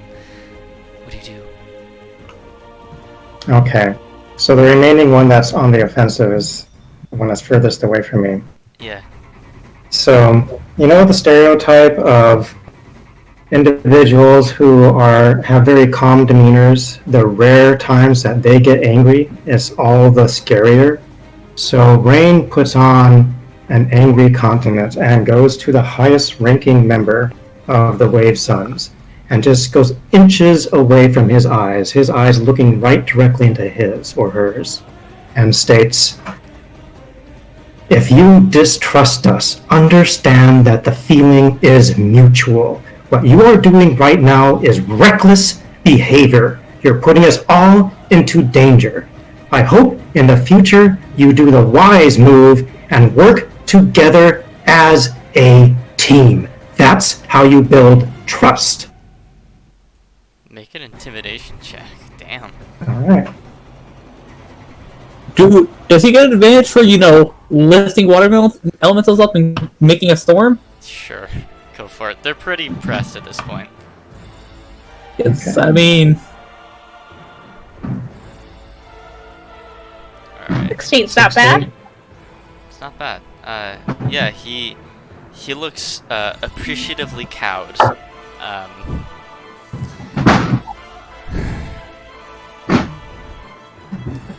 I will admit, you've earned our admiration in this feat. I hope in the future you can do something that will earn my admiration of you. Right. I understand. I hope not to fail your confidence. Our survival depends upon each other. I will defend your life. Please do the same for me. He simply nods. And that is my turn. Hell yeah. Got all aggro on him. Okay, this one's gonna keep 5. No, he's not. 13. No, he's not. Yeah.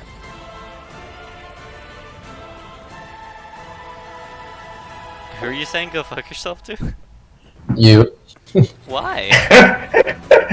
Your bad charisma rolls? Yeah, I'm just playing. Okay.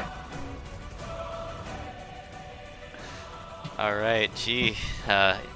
Your back is pressed up against a large toadstool. Your feet dangle over a cliffside.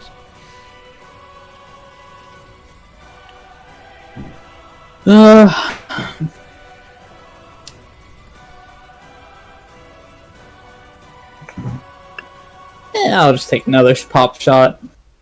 Just Alright. really like half-assing it. Yeah, that hits. And the half-ass is the highest roll yet, almost a crit. Yeah. Who are you aiming at? Russian roulette. The same one. Okay. Thanks, G.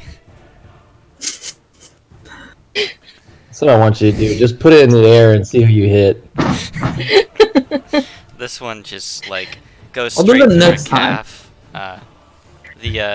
The spade that had just jammed through its chest, and then the guiding bolt that like shot the shade in deeper, like when you shoot an arrow and it like splits down the middle, but like dives deeper into the target. That's basically what. That's basically what you did, but like to Nebro's spells. All right. He's looking real rough, guys. Both these two are. Alright, Ishti, you're rowing a boat, and Rain is proving his worth as a traveling companion. Rain is silent, but you can see he's steaming. He's seething. Yeah, I noticed that. It was a very nice display. So since my action doesn't mean anything for since I'm rolling athletics, then I have a thing I want to do once I roll this. Okay, I sucked that one up. It's enough. At this point, you have the spell control water going. I'm pretty sure you can control water to make it easier to throw. So That's fair. I think 11's enough. Or it'll give me advantage. That's fine. And what I want to do is okay. So, fuck it. This is what I'm gonna do. What's up? I have spell sniper, and I'm just. Oh wait a second. This is concentration. I don't want to do that actually.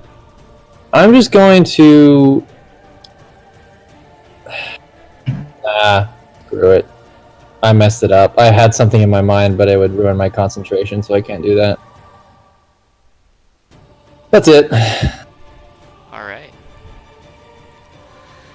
So, I guess he's gonna try and make one more charisma. Nope, he's not. He's gonna die. Yep, it's time to bleed, motherfucker! They don't bleed, they're water, but sure. It's literally just a Sharknado. Alright, roll No. that one. Roll that one. Maybe it's enough. It's literally just a Sharknado. Hey, great. Hey, it was enough. As your like second strikes, it launches you out of the water. Like you've killed him, like split him in half, and the water just like spirits away down and then flies back up, and it like slaps you in the face as you like fly up with the water. It's almost like you cut open a net and then you like fell into the one beneath it and then like bounced you back up to a higher one. So you just get like rubber banded between these elemental forces. Ishti is the more powerful, thankfully. Yeah. Yeah, you cut him in half. Alright. Anything else? You can still get your movement. Well, I guess I'm going to... Why can't I move my character? What the fuck? Try clicking just to the left of it. Nope, still not doing it. Move to the left of it and just move your mouse very slowly. The little arrow will pop up. My screen's not synced either. Does this token work? Yeah. Try there are two of you now. page. Yeah, it might just be internet latency issues. Yeah, no, your mouth's probably not synced. Just refresh your page and it'll probably update. Okay. Sure. Just tell me where you want to go, and I'll take you there. It just put me near one of the other elementals. Alright. As long as you're within 60 feet of me, you'll be fine. Literally at this point, it's see the numbers, taste the violence. Yeah. Well, you're like swimming in the air, essentially. Yeah. If you have enough speed, you should swim to the one that's not tamed. But do your thing. Well, he's in a rage. Yeah. Yeah, and on top of that, let me see. On top of that, I've got 40 feet. That's enough. Alright, yeah, let's go to that one, then. It is like bleeding, Right. quote unquote. He's healthier than the other one, though, thankfully.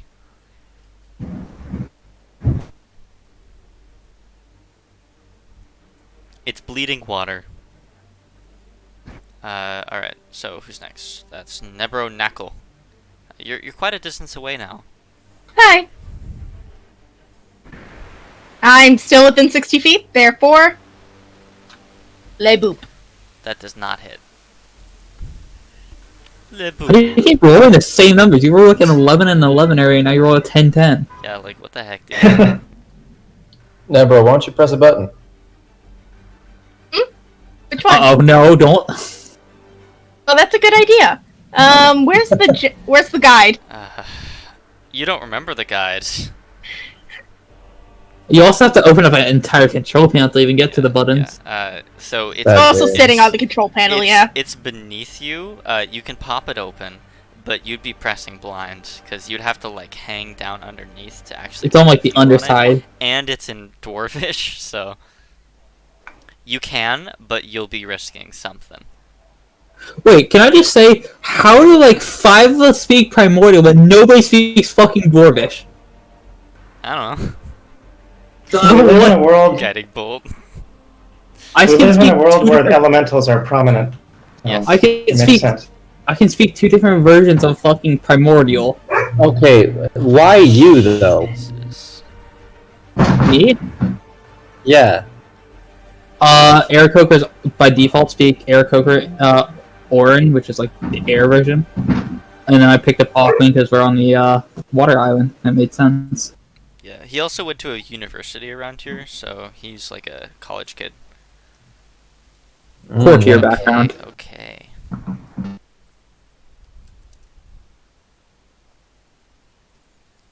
Oh shit, he's looking real rough, guys. Like real spicy rough. It's all yours, useful. Yeah. Can I call dibs? Alright. Rain, what's up?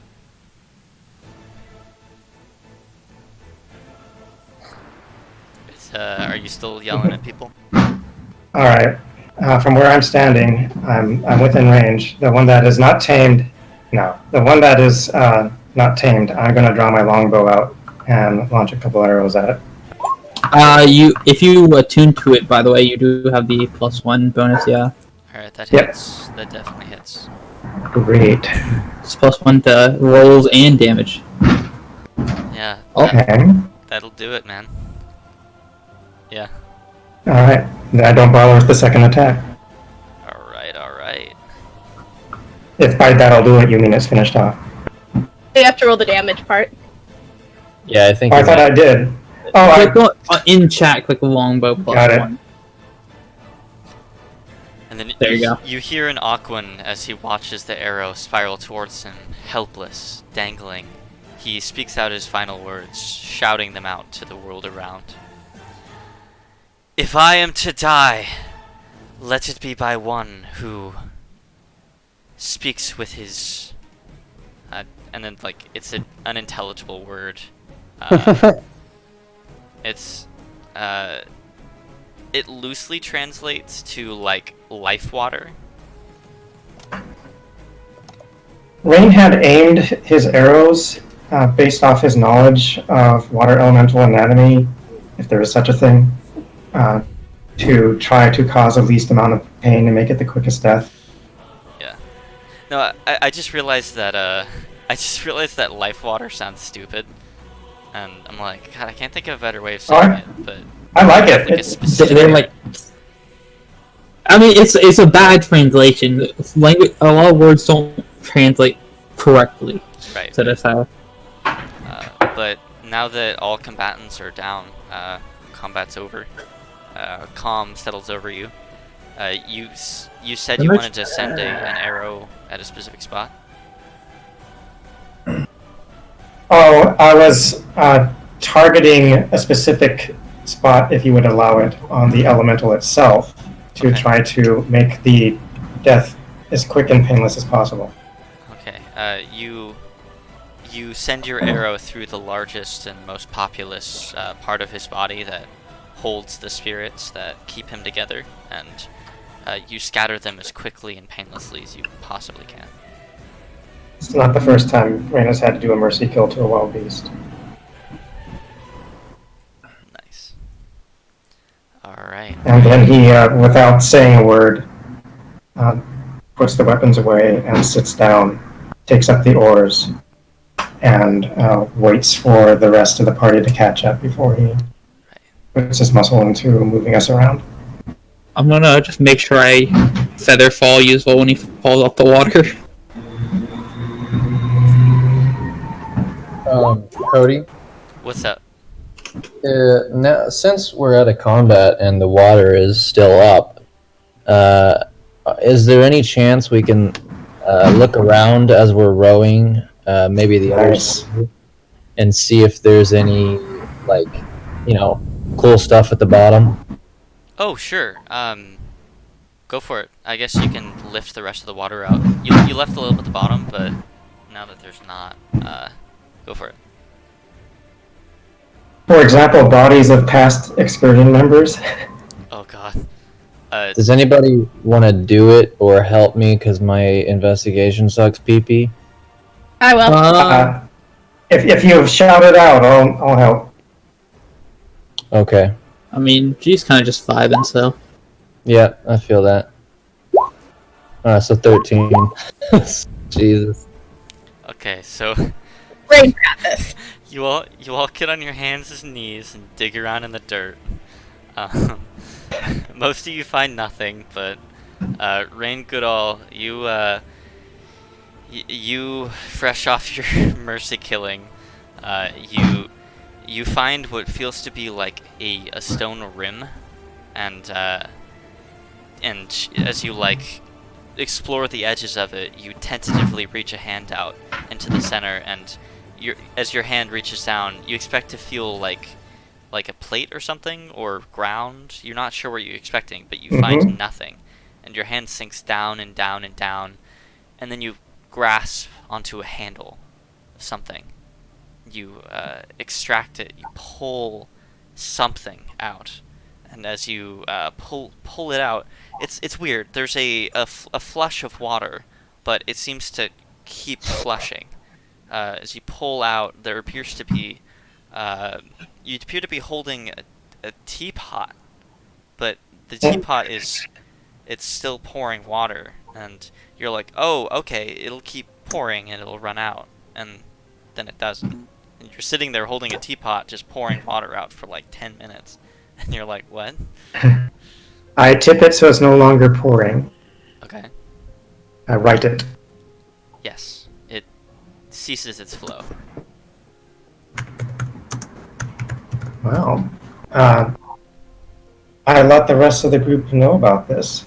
In particular, I communicate it to Useful. I don't know if this is something that might strike his fancy. Oh, good. I needed a drink. I offer one. There's a lot more where it came from. Deborah holds out his hands and starts drinking. Right, and this is, not to break the illusion, but this is known as a decanter of endless water. Alright. Helpful. I For thought example, I was getting ready to say it's either the decanter of endless water or the alchemy jug, which does the same thing. Alchemy does have a limited supply, though. I think they get like 20 gallons of salt water at most per day. Is this Still not clean fresh water? It is indeed. It's clear, crisp, cool. It seems to satisfy you and doesn't have that salty taste that seawater does. You know, you tried a handful on your way down and you're like, oh, that looks tasty, of seawater. And as you brought it to your lips and took a drink, it wasn't tasty. Surprise, surprise. Deborah is really shocked that water has different tastes. Yeah. Mhm. Well, to be fair, you did. Oh, this is a good flavor. You did grow up next to a natural mountain spring, so you've never. oh, you're really, spoiled. You haven't really seen too much seawater. I just assumed they were all the same flavor. Yep. Oh God, we've been going for a long time. I should probably end the session here, huh? Oh shit. Yeah. It's almost 10, yeah. Sorry, Yeah, I guys. mean, it doesn't hurt. A longer session doesn't hurt. Yeah. Plus, like, I'm like, oh, water elementals. I haven't done that yet. This is an elemental game. Like, what am I, stupid? So I did it, and then your dads are like, fuck you. Elementals are pretty strong. Yeah. Well, this is a DC 20 encounter, so Wow. And we fucking dominated. yeah. The I was fuck? scared. I was scared for you guys because I was like, I don't want to do a surprise round, and like I brought along extras, but I'm like, I also don't want to waste time. We're running out of time, so I'm like, okay. What did they roll in their stealth? I rolled as a group and they rolled a 15, so. Because I was going to say, my passive perception is 14, but if I'm not mistaken, if you have advantage on something, it gives like a +5. Okay. So, because my goggles, I would have a passive perception of 19 if it's based on sight. Oh, Jesus. Okay. I mean, I would have said, like, I don't know. I just wanted to, like, make it balanced, and I didn't want them to just fucking, yeah. like, destroy you right away. And I don't know if you noticed, but Yeah, I I'm Those avoided, towers of, yeah. I avoided outright attack. I avoided outright attacking the boat, because, like, just upending it would be kind of annoying. But damn, you really fucked Was up. Rain the only one who got hurt? Yeah, Yep. And got hurt? Okay. Rain got slammed at the start. Yeah, And yeah. nobody else Okay, I took forgot. damage. Yep. You can see his health bar on the map. I completely forgot about that. I'll just tell everybody to get in the fucking boat. Yeah. I don't think I can get to the boat has a motor now. Vroom vroom. It's called useful. Yep. I don't think I can cure wounds from here unless Ishti walks to the front of the boat and the thing drifts closer to it, and then Rain goes to the back of the boat. Right. Then I might be able to reach you. Otherwise, I can healing word. For the second time today, you strike a Michelangelo pose. Oh, And you got the touch. yeah, you've got the touch. I will say, Thank you. Seward, if Water Elemental, he's gonna keep making saves while you guys pass by. That's a. Oh shit. Oh shit! Natural 20. That's also the one that scared the shit out of me, Okay. from me, isn't he? No, that one ran away already. This Ah. one's just gonna follow, and he's gonna just go underneath the boat and just start moving it along with its own natural form. It's I didn't write down with my little bag of elementary effects. I didn't write down how long the charm lasts. Just that it calms them. right. So that's up to you. Well, I was under the assumption that water elementals, they obviously they're territorial, but they don't need a source of food. They don't need any kind of command structure, but they do respond to emotion, and if they're placated, then they are no longer hostile towards the people who placated them. So that was just Wonderful. under my. Yeah, I don't think it's a magical charm. It's more like you just know I how to assumed handle it. them. Yeah, exactly. Yeah. It's like an animal handling check. You gave a dog meat, Yeah. basically. It's So- elemental handling. The elemental is helping us through the water? Yeah, he seems to be pushing you along. Okay.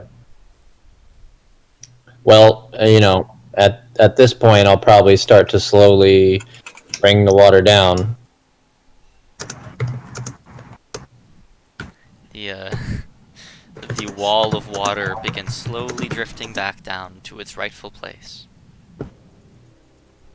Although, if there are more elementals, I might hold it for a bit because it's my only 4th level spell and it lasts 10 minutes. Right. Wait, you only get a 1/4 level spell? Yeah. Yeah, but I also don't want to get crushed by water, please. Right. I know. Please, Ishti. I'll leave you with this though. As the session ends, as your party journeys forth, the power and strength of a water elemental propelling you straight towards the watery depths. A sharp tang reaches your nose. The smell of blood.